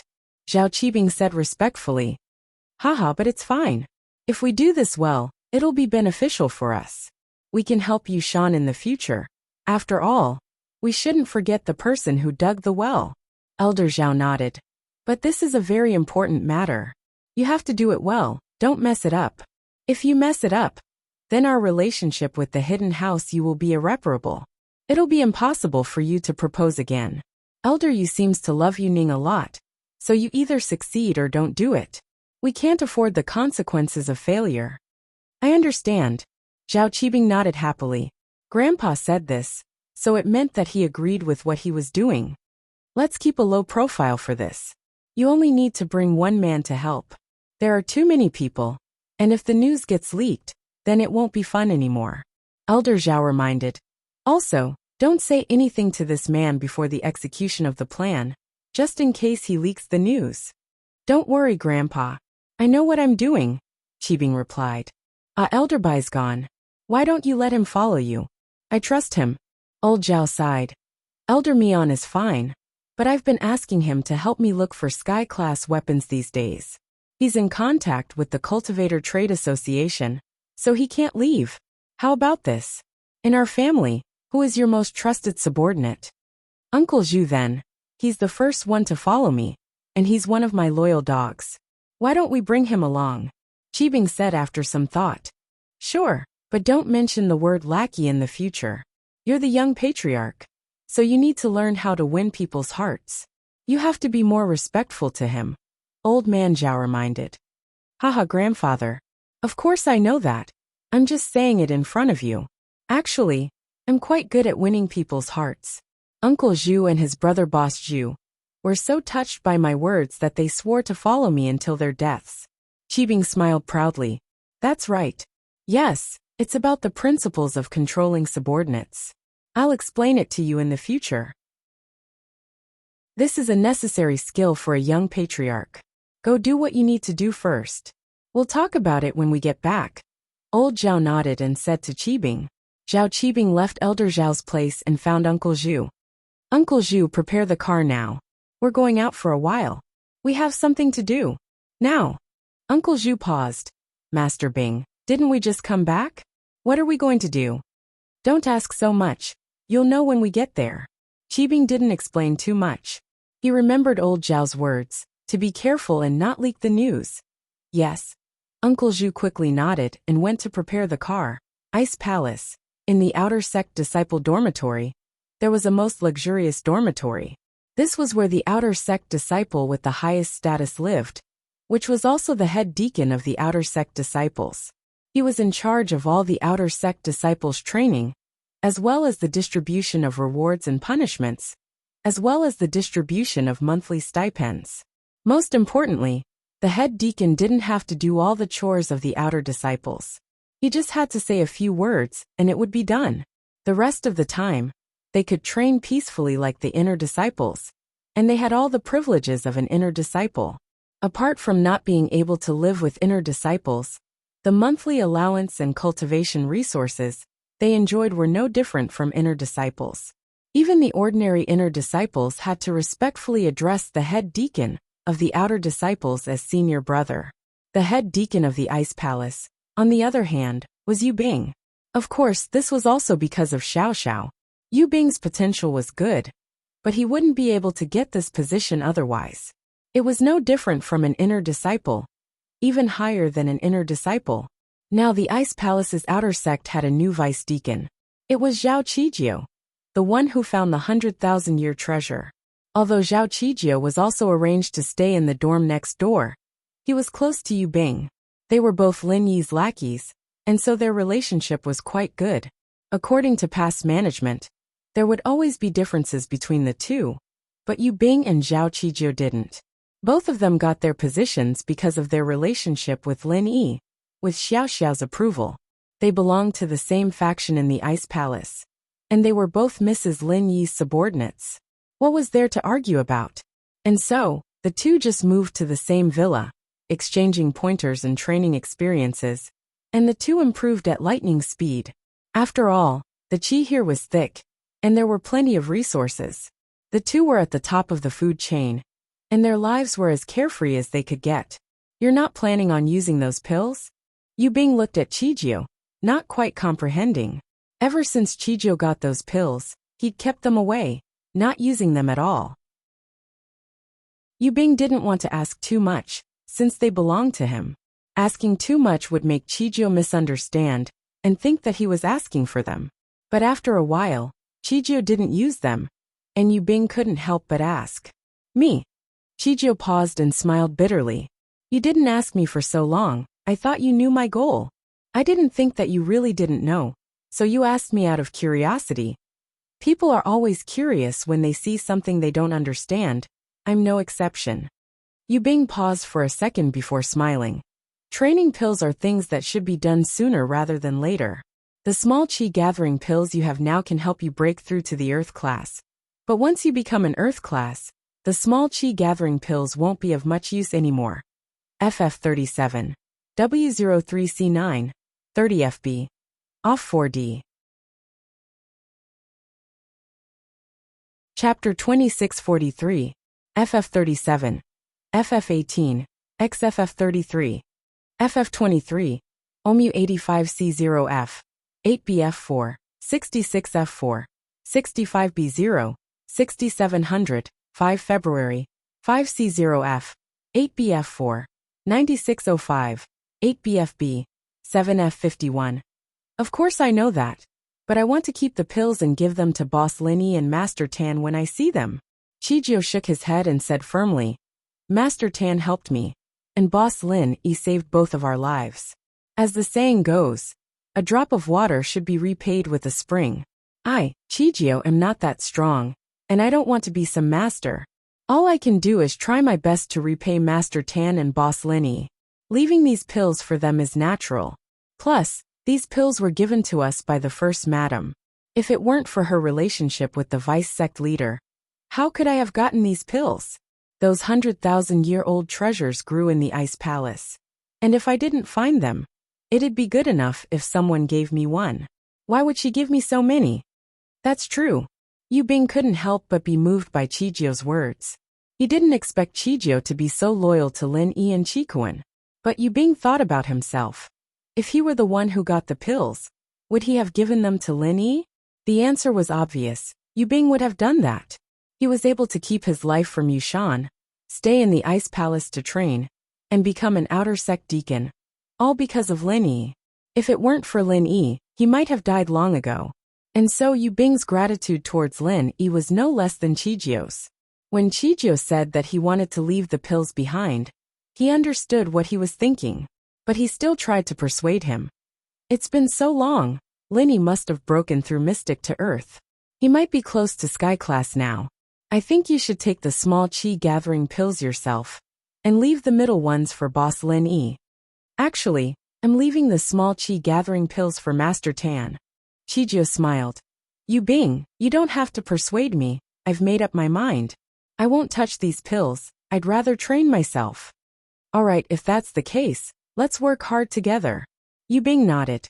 In actuality, Xiao really wanted to give these pills to Lin Yi directly, but she couldn't. Bing Tang had a promise with Lin Yi. If Lin Yi couldn't make the Ice Heart Jade Bone pill within 2 years, she'd have to accept the inheritance. If Lin Yi could become a Sky Class Late Phase Peak, or a Golden Class Level 3 Alchemist, Bing Tang would become Lin Yi's little wife. So Xiao couldn't help Lin Yi in the dark, and Bing Tang wouldn't allow it. And so, the only thing Xiao could do now was to give these pills to Lin Yi's followers, so that they could grow as fast as possible, and become Lin Yi's helpers in the future. What Xiao didn't expect, however, was that Chijio was this loyal. She was leaving the pills for Lin Yi. But, what Xiao didn't know was that while she was thinking about Lin Yi, Bing Tang was also secretly paying attention to Lin Yi. Lin Yi promised her that he could make the Ice Heart Jade Bone pill within 2 years. But Bing Tang didn't really believe him. So, naturally, she paid more attention to Lin Yi. Of course, there was another reason as well. Bing Tang had once said that if Lin Yi became a golden class level 3 alchemist, or a sky class late phase peak, she'd marry Lin Yi to be his little wife. Bing Tang was worried that Lin Yi would accidentally achieve his goal. Should she marry him or not? This was a problem that Bing Tang was very conflicted about, especially after seeing Lin Yi's strength increase by leaps and bounds. He went from mystic late phase to earth mid-phase peak when they first met in the Ice Palace. What surprised Bing Tang the most was that Lin Yi was actually selling a bunch of level 2 pills in the practitioners' exchanges market, and they were all high-quality pills. Could it be that Lin Yi had become a level 2 alchemist in such a short time? One had to know that many alchemists couldn't even reach the second rank in their lifetime. Moreover, even if they were a second-rank alchemist, it was impossible for them to create a pill that was as full as Lin Yi's. This situation made Bing Tang both surprised and confused. But she wasn't going to tell Xiao Xiao these things. She was the vice leader of the Ice Palace now, but she was only in charge of the internal affairs. Contact with the outside world was still in Bing Tang's hands, and getting information through Manager Li wasn't something Xiao Xiao could interfere with. That night, Lin Yi drove off with Ming Yao, Yushu and Xinyan after the movie was over. Pin Liang had successfully gone on a date with Ming Yao, but the two hadn't made any headway in their relationship at all. It was worse than before because of his big mouth. Liang bro, it's all that Tang Yuqi's fault. If it weren't for him, we wouldn't be so useless today, Xiaofu said angrily. Tang Yuqi, whatever, let's ignore him for now, Pin Liang said with a frown. I can see now that Yushu's an ungrateful wretch. I gave her so many benefits, and she sold me out in the blink of an eye. If I want to get close to Yao Yao, the biggest obstacle isn't Lin Yi, it's her. Oh, then what do we do? Get rid of her? Xiaofu made a throat-slitting gesture. He'd seen a lot of bloody things in the Tomorrow and Everyday sect recently, and he'd become colder to human life. I don't think we can do that. It's a bit difficult, and Lin Yi isn't someone to be trifled with. If Yushu were to die out of nowhere, he'd definitely suspect me, Pin Liang said. But in order to make sure that this girl doesn't come and cause trouble for Lin Yi, I'm planning on getting the drunken centipede to bite that Yushu girl before the fight starts. She'll pass out, so she won't cause any more trouble. Yeah, that's a good idea. We'll get rid of that girl and cause trouble for Lin Yi at the same time. 2 birds with 1 stone. Xiaofu said in agreement. Then it's settled. Pin Liang came up with a plan in a few sentences.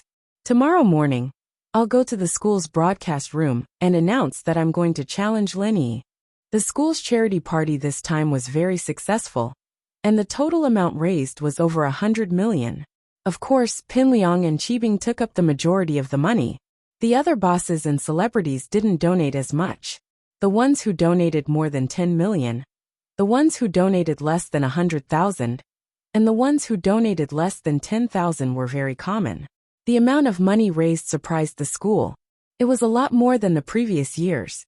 Of course, this was also due to Pin Liang and Qibing's efforts. Although no one knew why the two would give such a high price. As long as they had a heart, it was fine. If they didn't say anything, no one would ask. FF37, W03C9, 30FB, off 4D. Chapter 2644. FF37, FF18, XFF33, FF23, OMU85C0F, 8BF4, 66F4, 65B0, 6700, 5 February, 5C0F, 8BF4, 9605, 8BFB, 7F51. The next morning, Lin Yi called Yu Xiaoka and told her the good news. However, Lin Yi didn't feel any happiness from Yu Xiaoka's tone. Lin Yi was confused. Yu Xiaoka, are you unhappy? I'm happy, Yu Xiaoka said weakly, but her heart was in a mess. Why did Lin Yi call her for the school's donation money? Did it show that he cared about her? Yu Xiaoka couldn't help but think too much. She couldn't help it. Once she misunderstood Lin Yi, no matter what Lin Yi did, she would think that Lin Yi had special feelings for her. What's wrong? Are you not feeling well? Lin Yi asked with concern. Although Lin Yi's identity was Lin Yi, he was still a male thief. These two identities would overlap in front of Yu Xiaoka. so it was reasonable that Lin showed special care for Yu Xiaoke. I'm fine.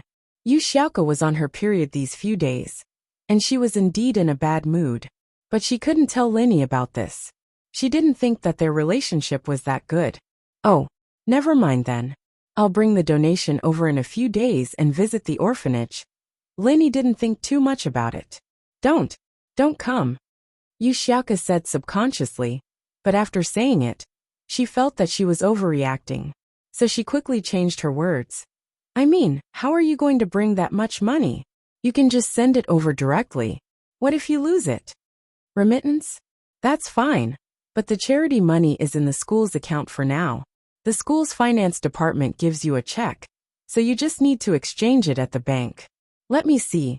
I'll exchange it for you when I'm free, Lin said. All right, then send the money after you exchange it. I'll send you the orphanage's account in a bit, Yu Xiaoke said. Sure. Lin didn't think much of it. After all, it was troublesome for him to go to Songshan personally. Lin just arrived at the classroom. A familiar male voice came from the loudspeaker in the school broadcasting room. Hello, can you hear me? Whether it was in the classroom, the playground, or the students resting in the dormitory, they were all stunned when they heard this sound. It was rare for the school broadcast to have this kind of sound test. Only those who were not familiar with the broadcast would do this. Hello everyone. I'm Zhong Pingliang. I believe everyone knows me, so I don't need to introduce myself. Pingliang's voice came through the speakers once more. I'm here to announce something important. I'm going to challenge Lin to a sparring match. The time will be 1 in the afternoon, and the venue will be the school's small field. I'd like to invite all of you to come watch. Thank you everyone. Lin, I'll be waiting for you there. Don't be afraid to come. Whoever doesn't come is a coward, a son of a bitch. Zhong Pingliang wanted to announce the challenge at the auction last night, but because of Yushu's interference, he had no choice but to announce it in the broadcasting room in the morning. It took him a long time to get the approval of the student council before he came to the broadcasting room to issue the letter of challenge. The school didn't forbid students from sparring. As long as it wasn't too big of a commotion, the school wouldn't interfere. But Zhong Pingliang's challenge was a bit vulgar. He might even get punished, but Zhong Pingliang didn't care.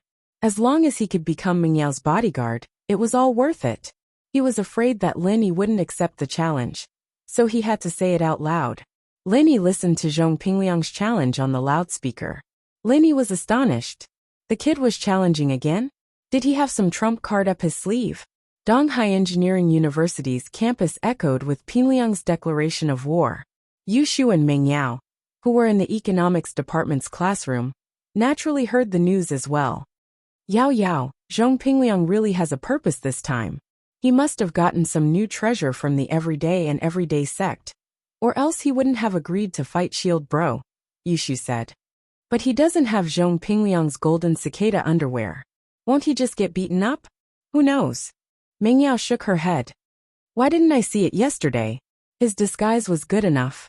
Yeah, I'll go check it out during lunch break, see if I can find out what trump card Zhong Pingliang has up his sleeve. Yushu said. I'll leave this mission to Detective Shu 007. Then be careful. Mingyao nodded after some hesitation. She didn't want Lin to lose. Knowing your enemy was the key to victory, but she still reminded him. Zhong Pingliang seems to have his guard up against you. Don't force it if you really can't do it. Yeah, I know. Yushu nodded. At noon, Yushu called Pingliang as soon as class ended. Shu, what's up? Zhong Pingliang hated Yushu to the core, but he still acted friendly on the outside. He couldn't help it, since Yushu was Mingyao's best friend. Liangyi, where are you? Why are you challenging Shield Bro again? Are you sure you can win? Yushu probed. Zhong Pingliang already knew that Yushu was definitely with Lin, not him. He also knew that Yushu was probably here for information. He'd been taken advantage of once, so there was no way he'd let that happen again. He'd been thinking of asking Yushu to come out as well. He wanted to release the centipede to bite her, knock her out, and mess up his mood. He'd been thinking of an excuse to ask her out, but Yushu came to him on her own. Pingliang was overjoyed, but didn't let it show on his face. I'm in the little park behind the school practicing my martial arts. You'll know if I'm confident or not if you come and see my ultimate move, won't you? Oh, you have an ultimate move? Then I'll have to see it for myself. Yushu wasn't expecting Zhong Pingliang to agree so quickly. Then wait for me at the park behind the school. I'll be there right away. Okay. Wait. Zhong Pingliang suddenly changed the topic. You're not here to get information for Linny, are you? Did you steal my Zhong Pingliang's golden cicada underwear last time? What mid-class golden cicada underwear? What's that? Is it the same thing as Zhong Pingliang's golden cicada underwear? Yushu asked. You don't know? It's nothing. You do it then. Pingliang said, feigning his attack. FF37. W03C9, 30 FB. Off 4D. Chapter 2645. 10 minutes later, Yushu arrived at the park behind the school. There'd be a lot of couples dating here if it were summer, but it was winter now, and the weather was cold. There weren't many people here, and Pingliang, on the other hand, was at a flower bed by the side of the fountain, practicing some moves he didn't know what they were doing. In actuality, Pingliang was just following the moves blindly. He couldn't use the moves yet, but he could mimic the moves. Otherwise, he wouldn't be able to do anything if Lin Yi fainted on stage. Liangyi. Yushu was a little puzzled when she saw that Pingliang was really practicing. Did this guy have some sort of inheritance? How did he become a practitioner? Oh Shu, you're here? Pingliang stopped practicing and called out to Xiaofu. Xiaofu, go get some drinks. This was something they'd agreed on beforehand. Xiaofu would spray some bait on the drinks, luring the centipede to bite Yushu without anyone noticing. Even Yushu herself wouldn't know. Okay, Liang bro. Xiaofu went to get the drinks while Pingliang sat on the flower bed nearby. Shu, tell me the truth. Do you think I'm Mingyao's bodyguard or not? Why do I feel like you've been messing with me this whole time? About this, I can tell you the truth. When Shield Bro first came here, he was tricked by us many times. But Shield Bro always dodged us and didn't let us trick him. This is the only way to become Yao Yao Sis's bodyguard. Yushu said. As the saying goes, you need to be strong to forge iron. A gentleman can't blame himself for training. You've been messed with, and that only means that you're not strong enough. You need more experience. I see. Pingliang thought about it. Yushu's words made sense. It was true that they didn't like Lin Yi at first, and even encouraged him to teach Lin Yi a lesson. It seemed that Yushu wasn't lying this time, but that didn't mean Pingliang would let Yushu go just like that. Xiaofu came back with 3 bottles of drinks, handing one to Yushu, and the other to Pingliang before drinking one himself. Yushu, on the other hand, was caught off guard. After all, Pingliang always gave her snacks. She hadn't expected Gao Xiaofu to tamper with the drink bottles. Gulp. Pingliang finished the drink in one gulp before tossing the bottle away. He stood up and turned to Yushu. How about I show you my ultimate move now? Let's see if I can defeat Lin Yi. Sure. Yushu nodded and watched as Pingliang started practicing martial arts on the spot. He wasn't activating the martial arts, but Yushu didn't know that. Pingliang was doing it very well. I thought he had just learned this martial technique from somewhere. After a while, Pingliang released the centipede when Yushu wasn't paying attention. The centipede, on the other hand, was looking for a bait when it wasn't being attacked. Yushu wasn't too far away, and the centipede locked onto her in no time at all. The centipede whooshed over to Yushu's side, burrowing into Yushu's pants and biting down. What's that? Yushu felt a slight pain in her leg. She was about to check it out when a wave of dizziness hit her, and she fainted on the ground. The centipede, on the other hand, quickly retreated from Yushu's pants. It crawled back into Pingliang's sleeve. Haha, this centipede sure is useful. Pingliang was overjoyed at the sight of Yushu fainting. It gave him a boost in confidence. He was full of hope for his match with Lin Yi this afternoon. He turned to Xiaofu. Give me the phone. I'll call Yao Yao and get her to pick Yushu up. Okay. Xiaofu passed the phone to Pingliang. Pingliang had been training, and it wasn't convenient for him to carry his phone with him.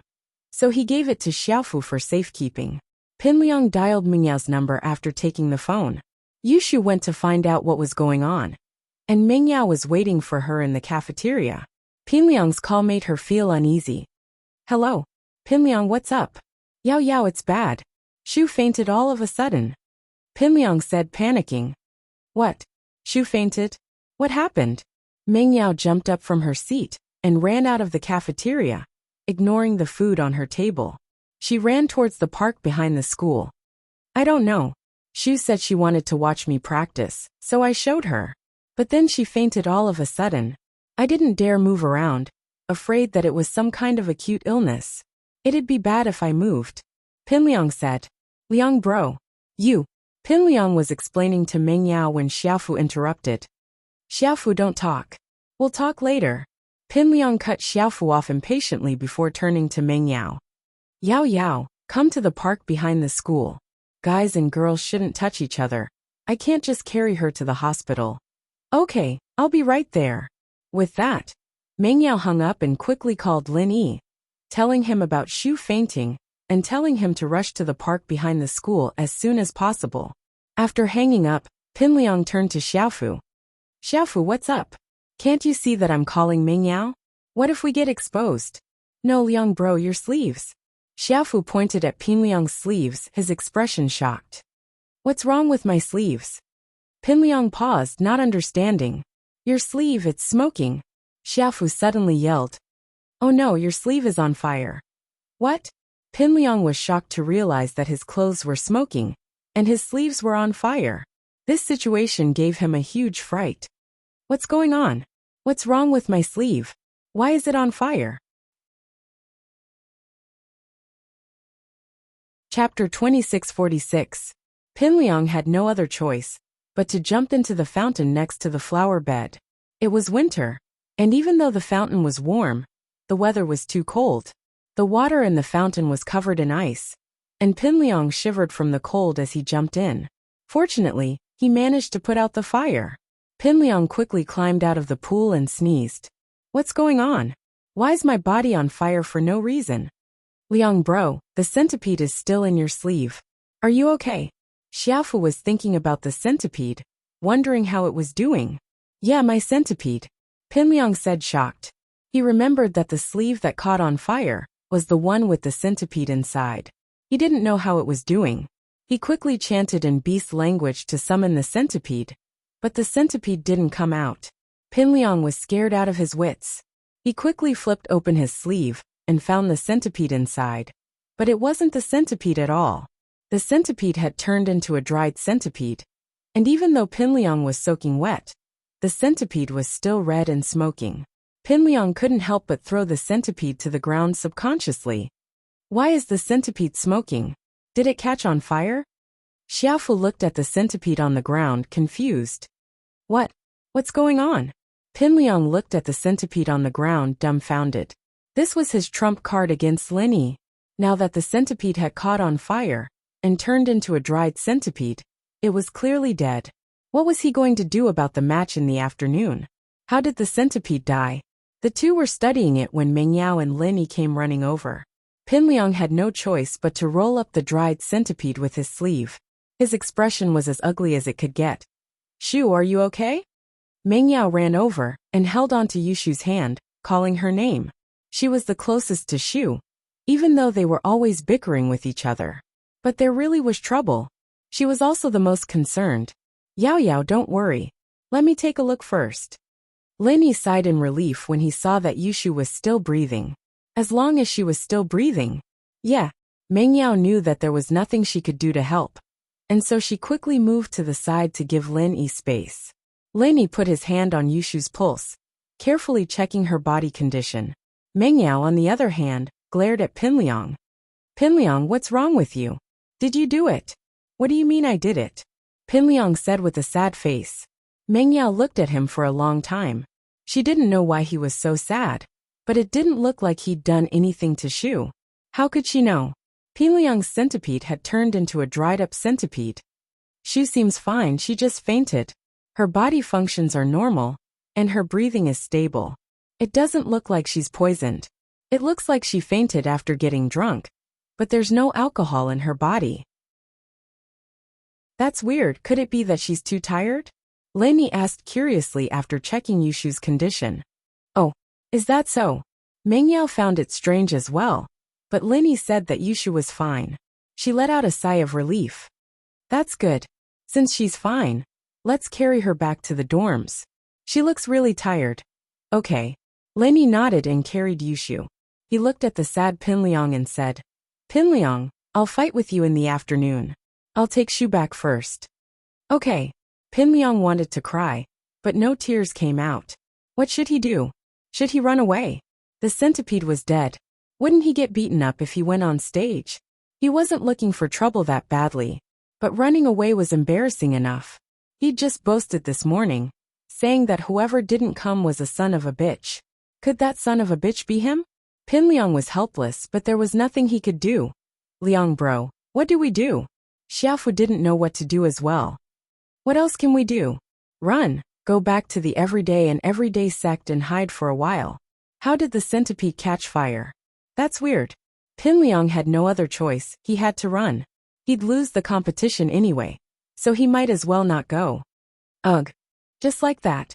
Xiaofu paused, but after thinking about it, what else could he do? He nodded. Then let's go back to the dorms and pack up? Yeah, let's go. Pinliang made up his mind. Pinliang had no choice but to run. His centipede was dead, and he didn't have any trump cards he could use against Lin Yi. He could only hurry back to the dorms with Xiaofu, pack up their stuff, and leave the dorms quickly. However, the students who saw them didn't think that they'd run away, thinking that they were preparing for the match in the afternoon. Pinliang took advantage of the situation. The two quietly went to the parking lot, got into the car, and drove out of the school. Linny sent Yushu back to Mingyao's dorm, and since Yushu was indeed unconscious, the auntie at the door didn't stop Lin Yi from going upstairs. Linny, is Shu really okay? Mengyao asked curiously as she looked at the unconscious Yushu on the bed.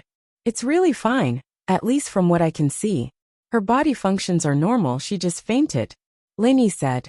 She'll wake up in an hour or so if there are no accidents. That's good. Mengyao let out a breath of relief. Have you eaten yet? I haven't. Nope, I'll go buy some.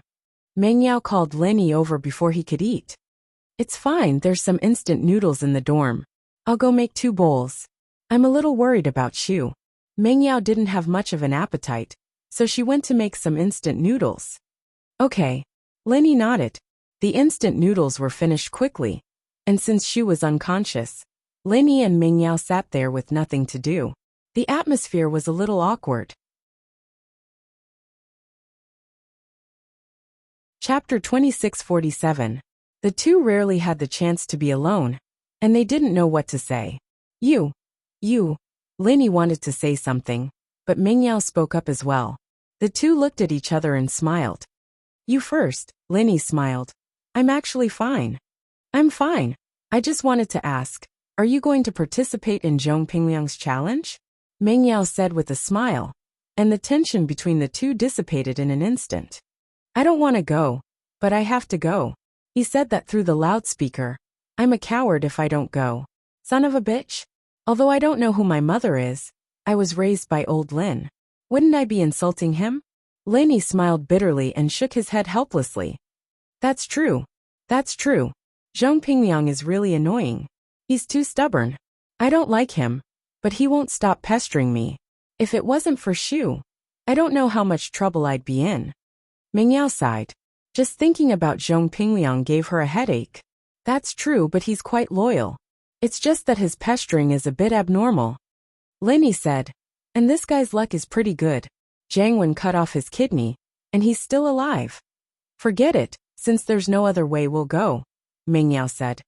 I wonder what Zhong Pingliang is relying on this time.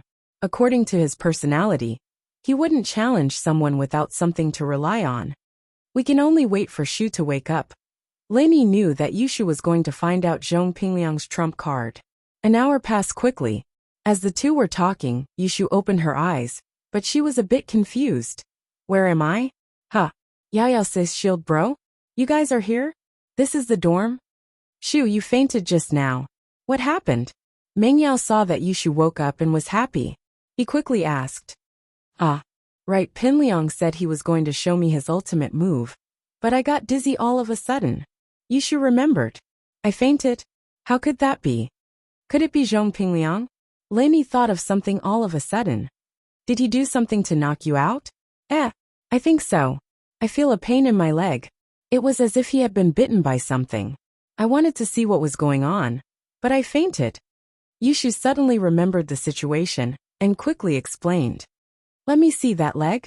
Lainey quickly asked. This is it. Yushu opened her pants, revealing her lotus root-like calf. There was indeed a row of small teeth marks on it. Yushu was shocked. What the hell is this? I think he was bitten by a bug. Let me see, Lainey said as he studied the bite marks on Yushu's calf. But he couldn't see anything. Could it be some kind of spirit beast? Did Zhong Pingliang get his hands on a spirit beast? It's possible. Shoo, I know. This spirit beast must be Zhong Pingliang's trump card. He wants to bite Shield Bro in the afternoon and knock him out. Yushu immediately thought of the reason. He's using me as an experiment. Yushu's deduction was pretty much the truth. But she didn't know Pingliang's motive. She thought that he was using her as an experiment. That's possible. Lainey nodded as he put his guard up. If Zhong Pingliang really used the spirit beast to bite people, then Lainey had to be careful. What if he fell for it and fainted? Wouldn't he lose before the battle even started? Shoo, I really have to thank you this time. If you didn't put yourself in danger, I might have been careless. Oh, that's good. Shoo didn't faint for nothing. But Zhong Pingliang sure is evil, using a spirit beast to bite me. Yushu raged. I'll make him suffer the next time I see him. But what Yushu didn't expect was that even if it wasn't for life, it was more or less the same. There wasn't any news from Pingliang for a long time. Mengyao breathed a sigh of relief, but at the same time, Yushu missed Pingliang a little. It was lonely without someone to prank her. At 1:30 in the afternoon, the school's small field was filled with students.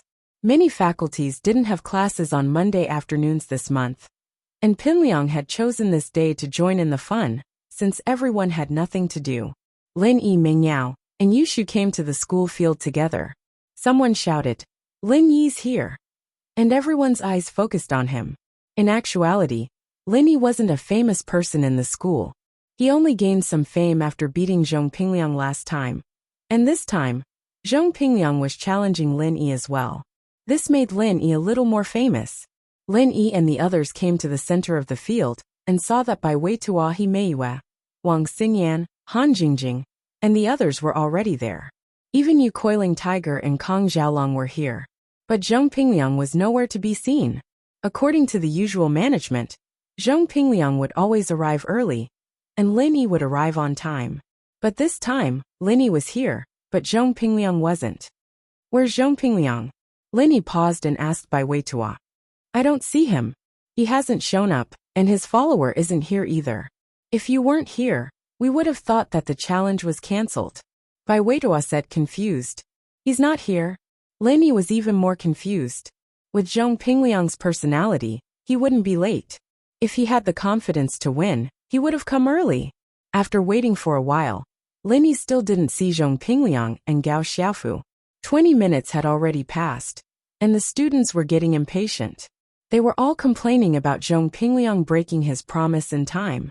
Helpless, Lin Yi took out his phone and dialed Zhong Pingliang's number. But the call went through, and the other side didn't pick up. Instead, the call was hung up. This made Lin Yi even more confused. What was Zhong Pingliang doing? He dialed again, and the call was hung up again. Lin Yi was helpless. He turned to the students. Who's in the same class as Zhong Pingliang? Someone go see if he's in the dorm. Chapter 2648. Pingliang's car is gone too. I went to the parking lot to take a look. Another person said. What? The dorm is gone, and the car is gone? He's not even picking up our calls? Is this kid messing with us?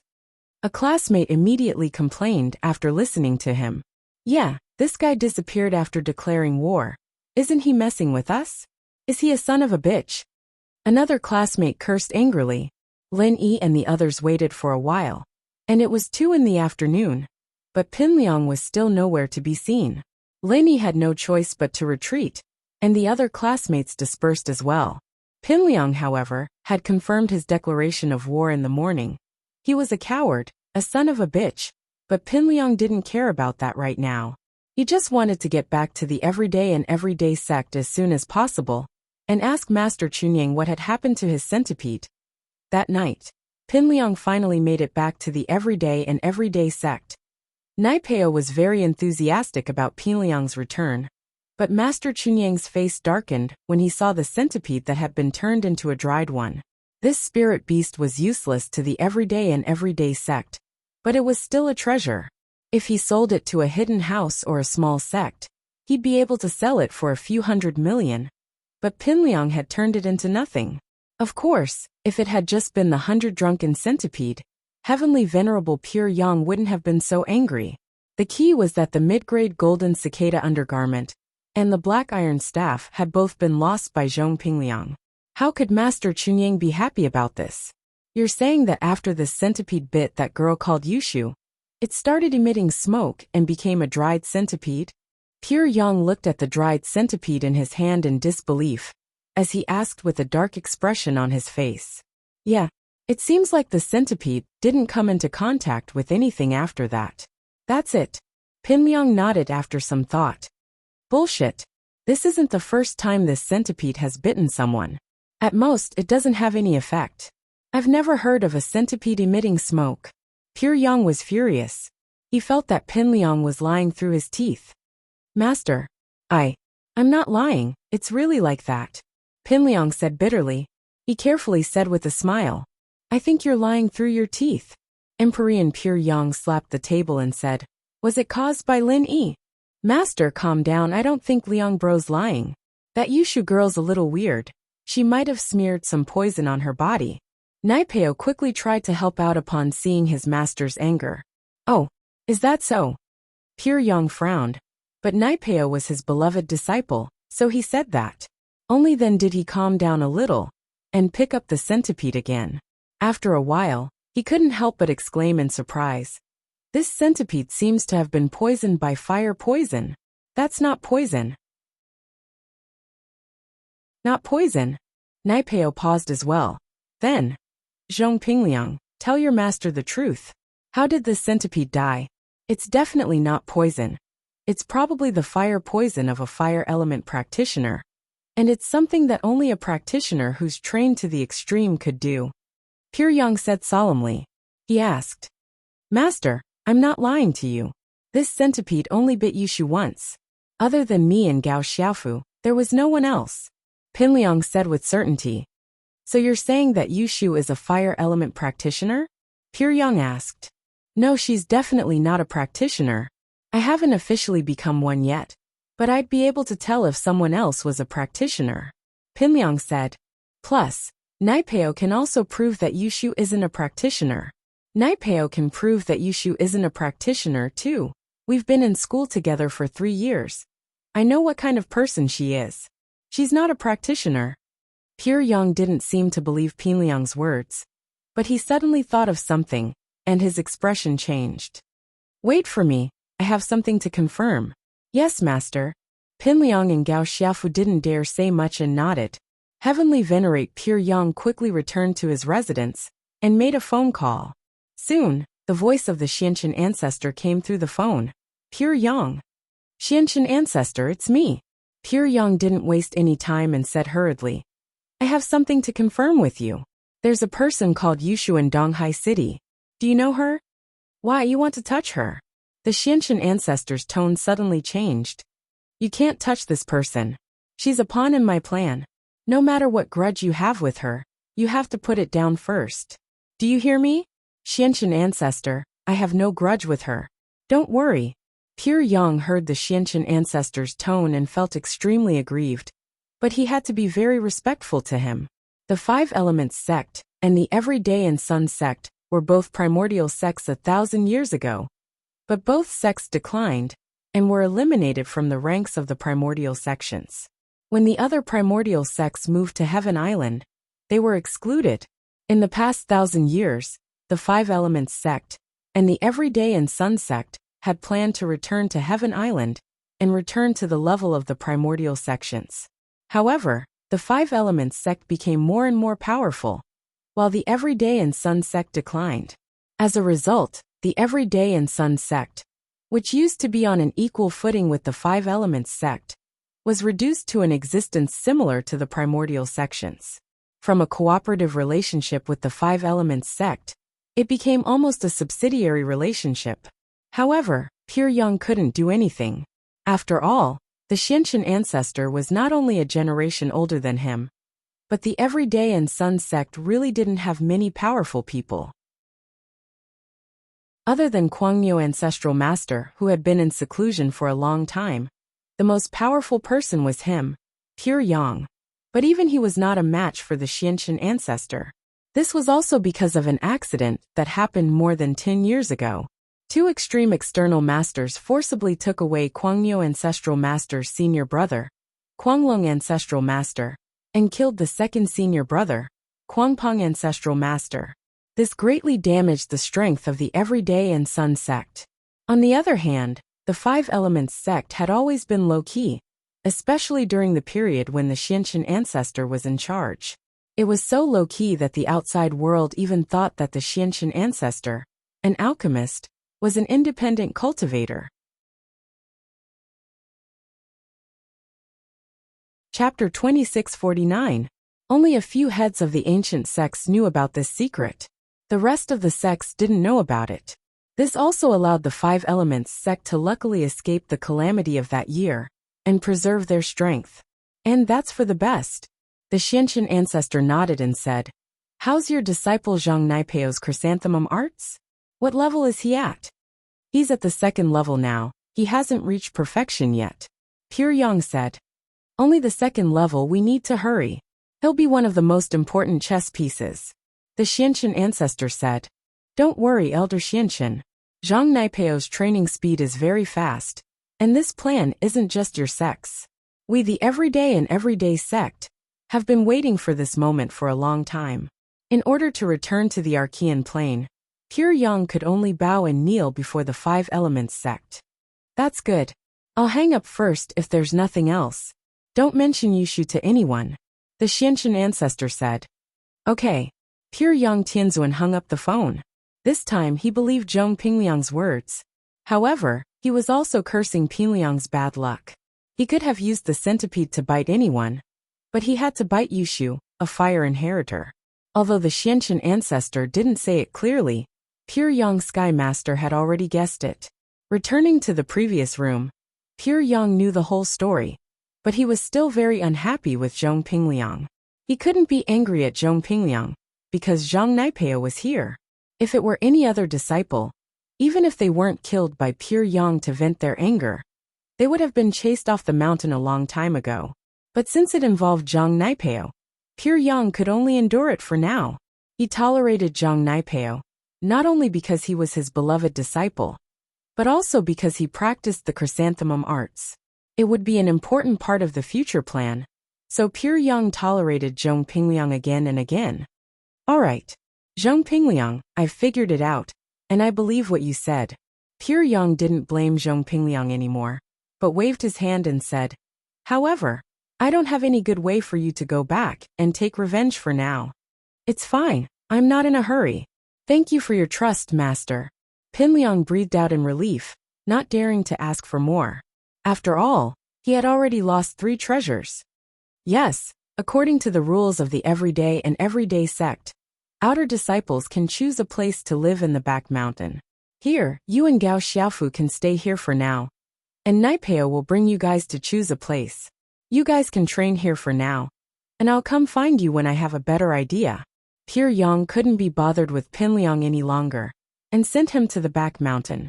Letting him go to the back mountain to train on his own wouldn't make Naipeo feel bad. Out of sight, out of mind.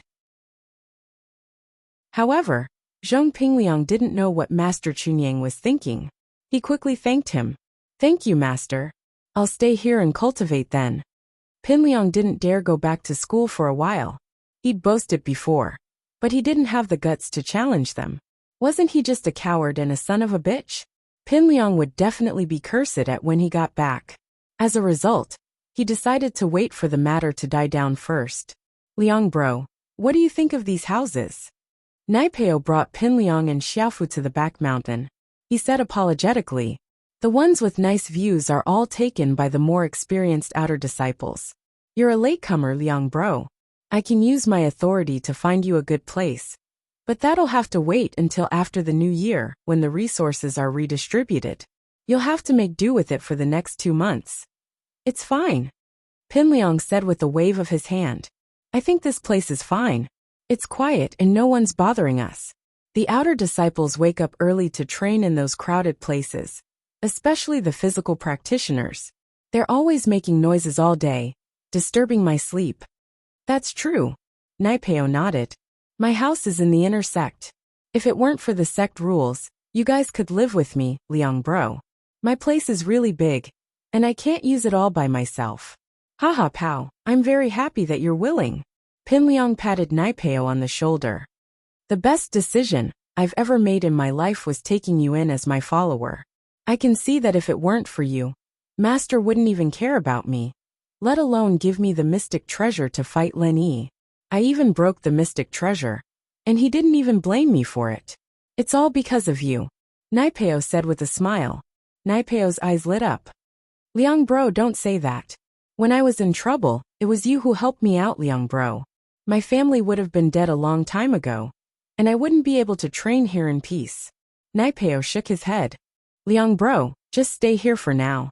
When the time comes, I'll see if I can get you another mystic treasure, so you can go back and teach Lin Yi a lesson. Alright, there's no rush. I'm very happy that you're willing. Pinliang was overjoyed. Donghai Industry University. Pinliang and Gao Xiaofu were nowhere to be seen even after school ended. The two had disappeared just like that, and the challenge had turned into a farce. What confused Lin Yi, however, was that Pinliang clearly had a trump card. So why did he give up on the challenge all of a sudden?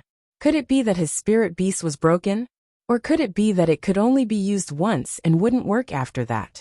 Of course, Lin Yi never would have thought that Pinliang's spirit beast would turn into a dried centipede, poisoned by Yushu's fire. Shield bro, Pinliang really didn't come. Yushu's leg had healed completely, and there were no side effects. She was just as confused as Lin Yi was, however, as to why Pinliang didn't come, and why was there no news from him at all. I'm not sure, who knows what he's doing? But he's the one who stood me up, so it's not my fault. Lin Yi shook his head, started the car, and drove towards the Shueshang district. What Lin Yi didn't expect was that there was someone standing in front of his villa, pacing back and forth. He didn't know what he was up to, but if it weren't for the familiarity of the silhouette, Lin Yi would have thought it was a thief with bad intentions. After pressing the horn twice, Lin Yi parked the car in the yard, and the person waiting at the door saw Lin Yi's car coming in, and immediately followed. Udake. Lin Yi looked at the person, a little surprised.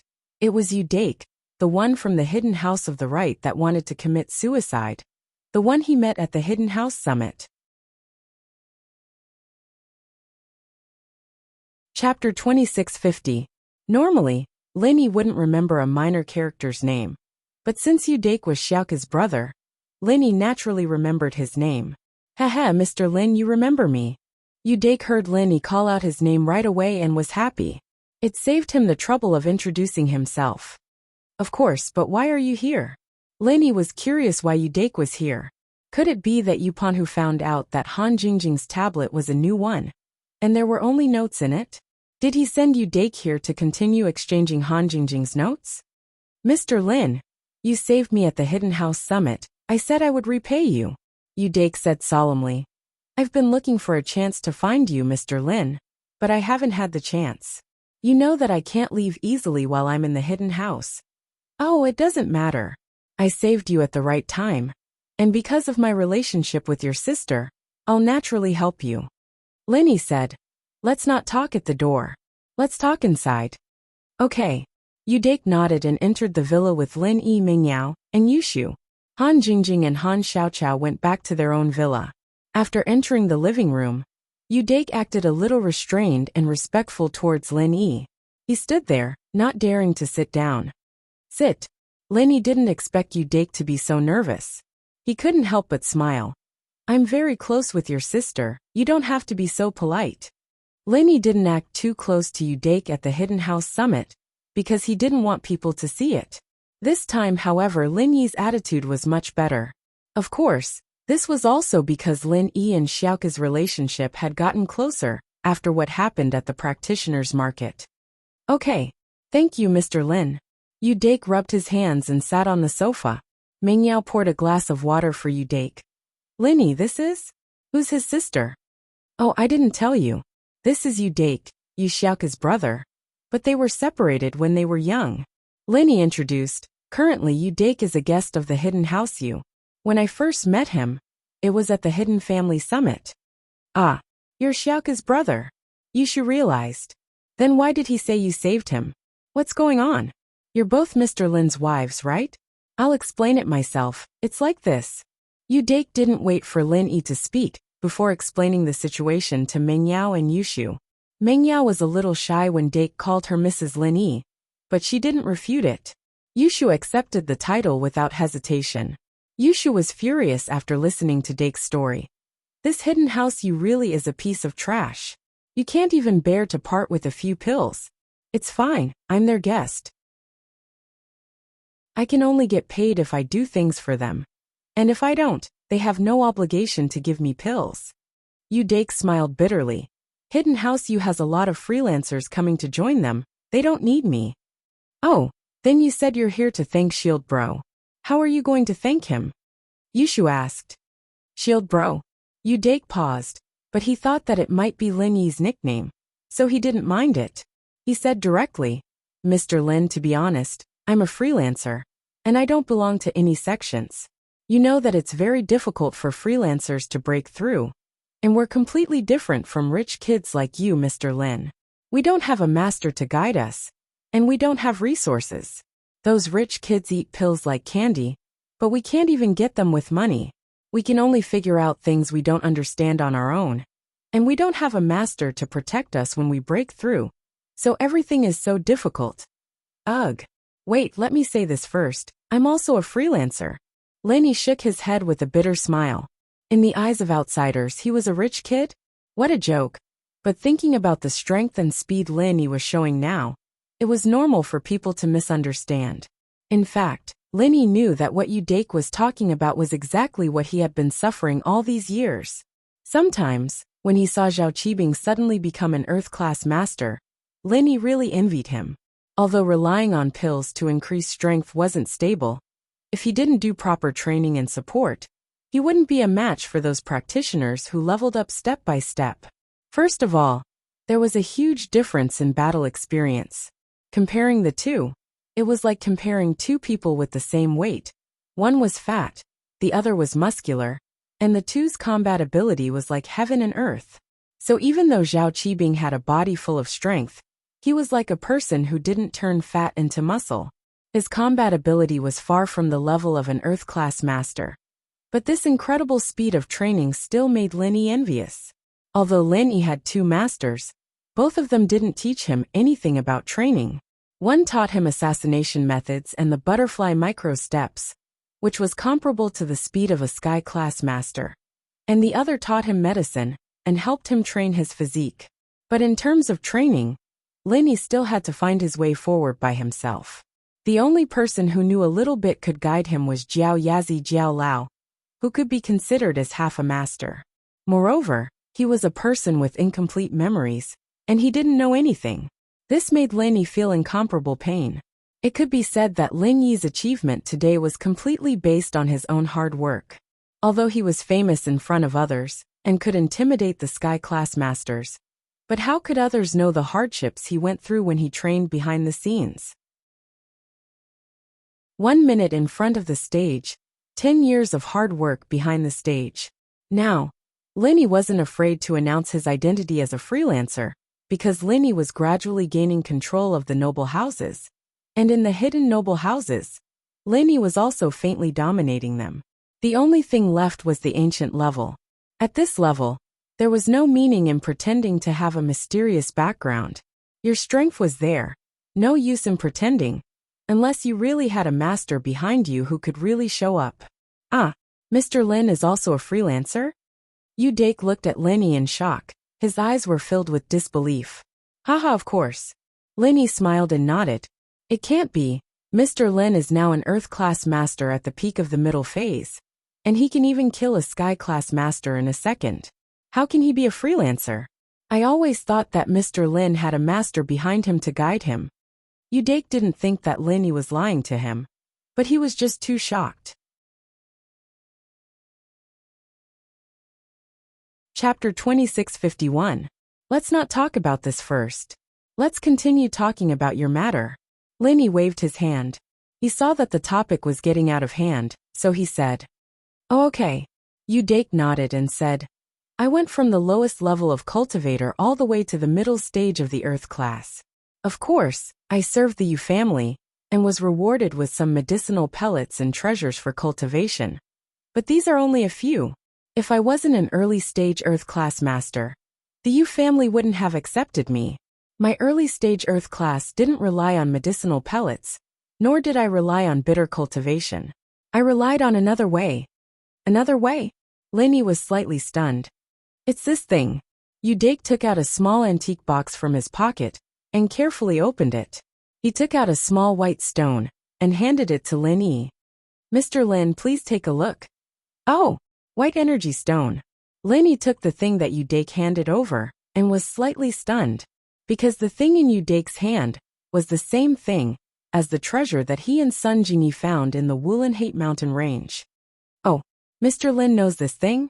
Udake was stunned, but then he suddenly said, "No wonder. Mr. Lin should have this thing too. Otherwise, Mr. Lin's cultivation speed can't be so fast." "No, I have a friend who has one, but it has been used up." Linny said, "Your piece should have been used up too, right? The treasure you gave me is this?" Linny couldn't feel the chi fluctuations in this energy stone, so it should be the same as Sun Jingyi's. The energy inside was used up. What puzzled Lin was why Udake gave him this thing. "That's not it. This piece of mine has been used, but I know a place where there should be some unused energy stones." Udake said, "Oh, there's actually a place that produces this kind of energy stone?" Lin Yi's heart stirred. Although this energy stone wasn't very useful to Lin Yi for the time being, it wasn't very useful to him. However, for other cultivators it should be of some use. At the very least, they could sell it for a high price and exchange it for some good items. Therefore, Lin Yi was still very interested. "Yes, all those years ago, I obtained this small box in a cave, and there was an energy stone within the box. At the same time, there is also a treasure map. The location marked on the treasure map is said to have a lot of energy stones," Udake said. "But I went there once, but I couldn't find it. That place is too big, and it's a boundless desert. I can't confirm the coordinates and location of the treasure map. So that's how it is." Linny nodded. "This is the treasure map you said you were going to give me?" "That's right. I know that this treasure map is somewhat illusory. If I can't find it, it's equivalent to a piece of waste paper. But it's the most important and precious thing I can take out. This is the only way." Udake spread his hands helplessly and smiled bitterly. "This is also the only way I can repay you for saving my life. Hehe, if that's the case, then it would be impolite of me to refuse." Linny smiled and took the map that Udake handed over. He glanced at it and found that this map was very similar to the map in Sun Jingyi's hands. He didn't expect that these cultivators liked to draw unclear maps. They didn't mark the specific location, and just drew a diagram. Then he pointed out the location of the treasure on it. "It's so simple?" "Yeah." Udake nodded and sighed. "When I was looking for this map, I spent a lot of effort. I compared it with the satellite map on the internet. I analyzed it for half a year before I came to a specific conclusion. It's just that after I went there, I found that it was an endless desert. In the desert, there are no landmarks to speak of. I can't determine the location on this treasure map at all, unless I can fly high enough to see the whole picture of the desert. But the helicopter I took won't work.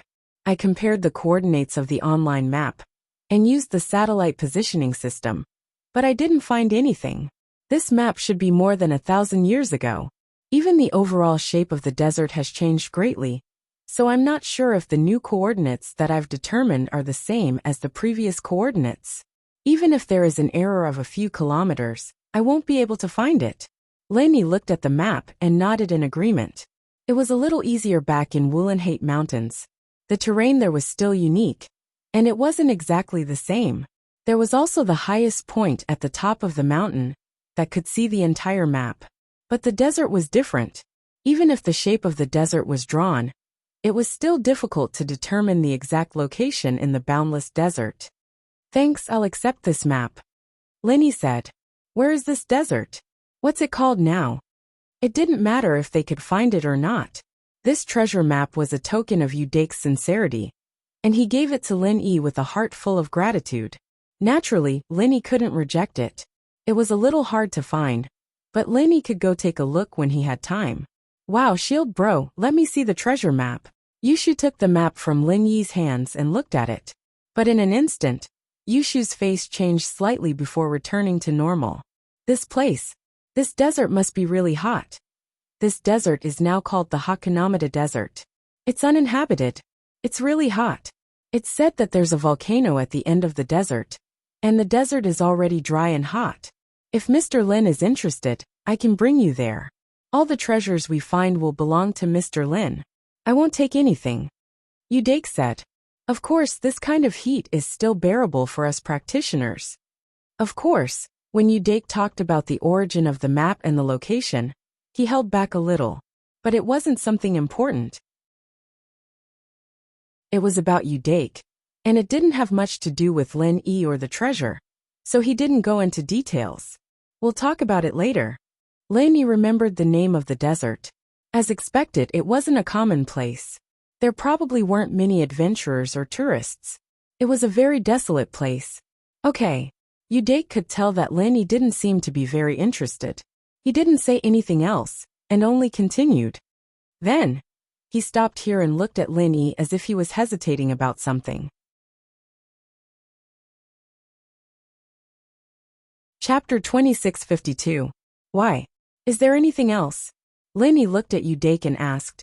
Just say it, don't hesitate. It's like this. Mr. Lin, can you take me to see my sister? Although Udake said that he didn't want to disturb his sister's life, it was different now. After going back, Udake couldn't help but miss his sister. He even wanted to reunite with her as soon as possible. This time, he also wanted Lin Yi to take him to see his sister. That's why he hesitated. Of course, no problem. Lin Yi smiled, understanding Dake's feelings. He said that he didn't want to see it, but now that he knew about it, he'd think about it often. He wouldn't feel at ease if he didn't see it. Tomorrow morning, I've raised some money for her orphanage. I'll just send the check to her. Dake nodded. Okay, I'll send it to her tomorrow. Tomorrow? How about today? Udake asked carefully. I can't go out for too long. I'm afraid that the hidden house you will be suspicious. If they know that I'm looking for Mr. Lin, they won't let me go easily. Today is fine too. Let's go now. Lin Yi stood up and said, Yao Shu, I'm going back to Songshan. Do you have anything to do? The weather is getting colder. Can you help us find some winter clothes? Meng Yao thought about it and asked. Okay, I'll go first. Lin Yi said and left the villa with Udake. They got in the car and went straight to Songshan. In fact, what Lin Yi didn't know was that there was another familiar person on the way to Songshan. It was Tang Yuqi. Tang Yuqi came back from overseas to fulfill his father's wish. Tang Yuqi's father used to be from Songshan, but because his family was poor, he was adopted by a rich family. Not long after, the family moved overseas. After so many years, Tang Yuqi's grandfather, who was also Tang Yuqi's father's adoptive father, passed away. Tang Yuqi's father was not young anymore. Old people liked to return to their roots. Tang Yuqi's father still had a younger brother here. If he could find him, Tang Yuqi's father planned to come back. If he couldn't find him, he wouldn't know anyone after he came back. Naturally, it would be meaningless. Of course, whether he came back or not was secondary. The main thing was that he wanted to have a family. He was adopted, so he didn't have any relatives overseas. She felt a little lonely during Chinese New Year, and always dreamed that her younger brother's family could also come overseas as guests. Therefore, Tang Yuqi took it very seriously. After staying overnight in Donghai City, he rented a car and headed to Songshan. Lin Yi and Udake arrived at the Songshan orphanage together. Xiaoqian welcomed them as soon as the car entered the courtyard. He was directing the unloading of the goods in the parking lot at the entrance of the orphanage. Naturally, he was happy to see Lin Yi. "Lin Yi bro." Xiaoqian ran over quickly. "Are you looking for Xiaoqa sis?" "Yes, is she here?" Lin Yi asked. "She is. But she should be in her dorm at this time. Just go find her." "Okay, then go do what you need to do. I'll go find her." Lin Yi nodded and drove the car to the orphanage's staff dorm. Originally, Xiaoqa and the dean could have designed a big house in the orphanage, but both of them rejected Fatty Lai's design when he brought them the blueprint. They wanted to make all the dorms the same size. There were more and more children in the orphanage, and they needed to hire more staff to take care of them. The orphanage was private, and all the expenses had to be borne by the dean and Xiaoqa. Naturally, they wanted to save as much as they could and gave the extra room to the new staff. Lin Yi knew all the security guards in the orphanage, and he was the one who'd brought Udake with him. The two went up the stairs without any obstruction. "My sister is still living in the orphanage?" Udake didn't dare to ask along the way. He only knew that Xiaoqa was in the orphanage, and that Lin Yi had raised a large sum of money for the orphanage. He didn't know that Xiaoqa was in charge of the orphanage. Xiaoqa and the dean are in charge of the orphanage together. The child you saw just now is called Xiaoqian. He's Xiaoqa's assistant. Lin Yi explained. "Your sister is working very hard. She worries about the children's livelihood every day. Don't underestimate the expenses of the orphanage. They spend money like water." "Ugh." Udake paused. There was a lot of information in Lin Yi's words. He needed to digest it carefully. "You're saying that my sister is in charge of the entire operation of the orphanage? And she has to run around for the orphanage's expenses?" "Something like that." Lin Yi nodded. "Our school helped raise more than 100 million this time. I don't know how long it'll last." 100 million won't last long?" Udake's eyes widened. "No way. How much can these children cost? Even if there are a few hundred of them, it'll only be a few 100,000 a month at most, right? Huh. You don't know how expensive food is. If it's just food, it might be enough, but there are more than a few hundred children here. Up until the last time I talked to Xiaoqa, there were more than 10,000 orphans here. Most of them were born with congenital and acquired diseases. The treatment fee for these orphans is more than 100 times the cost of food." Lin Yi sighed. He felt that Xiaoqa was working very hard. The orphanage had entered an endless cycle of expansion. More and more orphans with diseases were sent here. With Xiaoqa's personality, she wouldn't reject them. She could only continue to expand the orphanage. Of course, Lin Yi could treat these sick orphans himself. However, Lin Yi's time and energy were limited. Treating an orphan might take a few hours or a few months. If he stayed in the orphanage, he could save a lot of money. However, it would delay Lin Yi's training. It wasn't practical. "I see." After Udake heard this, he nodded. Obviously, he was silently calculating in his heart. Tens of thousands of children, and many of them were sick.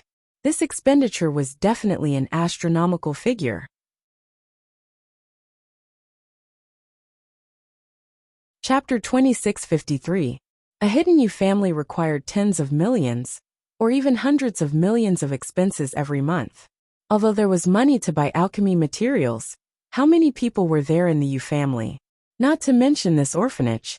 The two of them went upstairs together. Lin Yi stopped at the door of a room and knocked on it. "Who is it?" Not long after, Xiaoqa's tired voice came from inside. On the other hand, Udake was very excited. His whole body was trembling.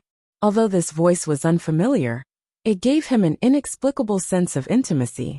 It made him want to immediately push the door open and walk in. Lin Yi also saw Udake's reaction, patted him on the shoulder, gave him a comforting smile, and then said, "Xiaoqa, it's me." Xiaoqa opened the door and frowned when she saw Lin Yi. "Why are you here?"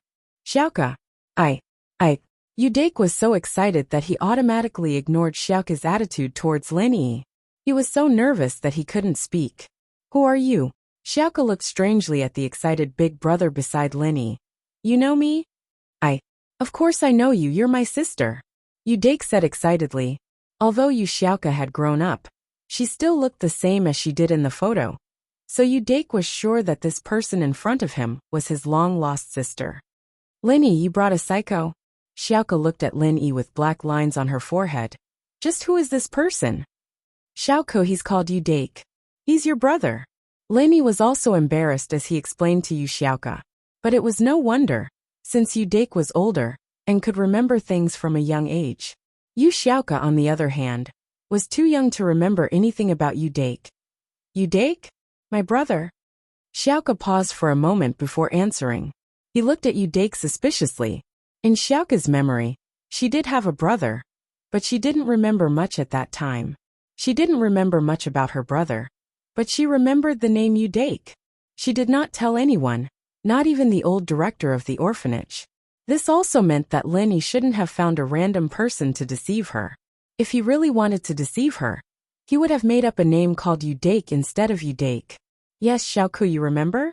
Yu Dake asked excitedly. No. Xiaoka shook her head. But I remember I have a brother, but I can't remember anything related to him. Come in first. Regardless of whether it was real or not, where did Lin Yi find it? Even Xiaoka couldn't reject him, but she was still suspicious of Dake's background. This was also a precaution against Lin Yi's sudden visit at night, and he even brought someone who claimed to be her brother. Anyone would be suspicious of this. Lin Yi wanted to enter, but Xiaoka stopped him. She said calmly, I'm sorry, Lin Yi. I want to talk to him alone. Hee. Okay. Lin Yi didn't say much. He just nodded and stood at the door.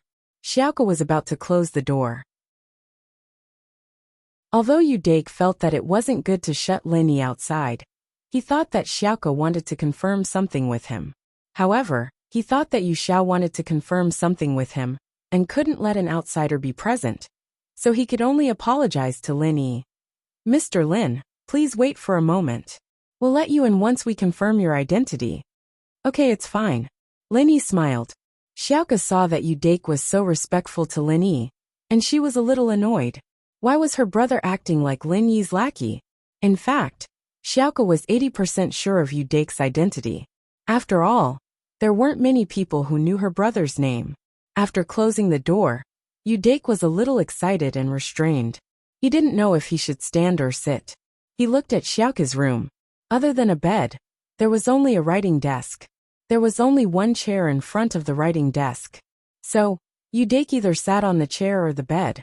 There was no other place to sit. Please sit. Xiaoka took out a folding chair out of nowhere. She opened it and placed it in front of Yu Dake. Then, she sat on the chair in front of the writing desk and stared at Yu Dake. Are you really my brother? Xiaoka, I'm really your brother. Yu Dake nodded with certainty. I know you might have doubts, but look at this picture first. Yu Dake knew that thousands of words couldn't compare to a picture. Although the Photoshop technology was good, no matter how much they Photoshopped, it was impossible to recreate a person's appearance when they were young. Xiaoka looked at Dake as he took out an old-fashioned pocket watch and carefully passed it to her. This kind of thing wasn't common in modern society anymore.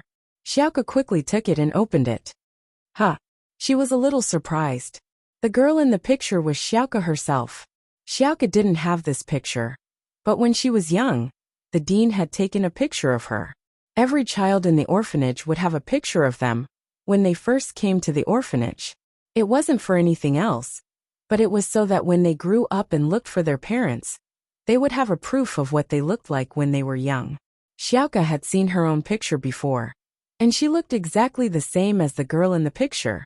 The angle of the two pictures were completely different, so it shouldn't be photoshopped. Then, the only explanation was that this person in front of her was really her brother. This is you and me? Xiaoka asked after a moment of silence. Yes, this is the only picture we had when we were young. It's also the proof that I've been looking for you all these years. Yu Dake sighed. But because of some special reasons, I didn't dare to look for you openly. I'm sorry. No, it's not your fault. Are you really my brother? Xiaoka was confused. Although she knew that she had a brother, it was only in the depths of her memories. She didn't even have an impression of him. Now that he suddenly appeared in front of her, she couldn't accept it.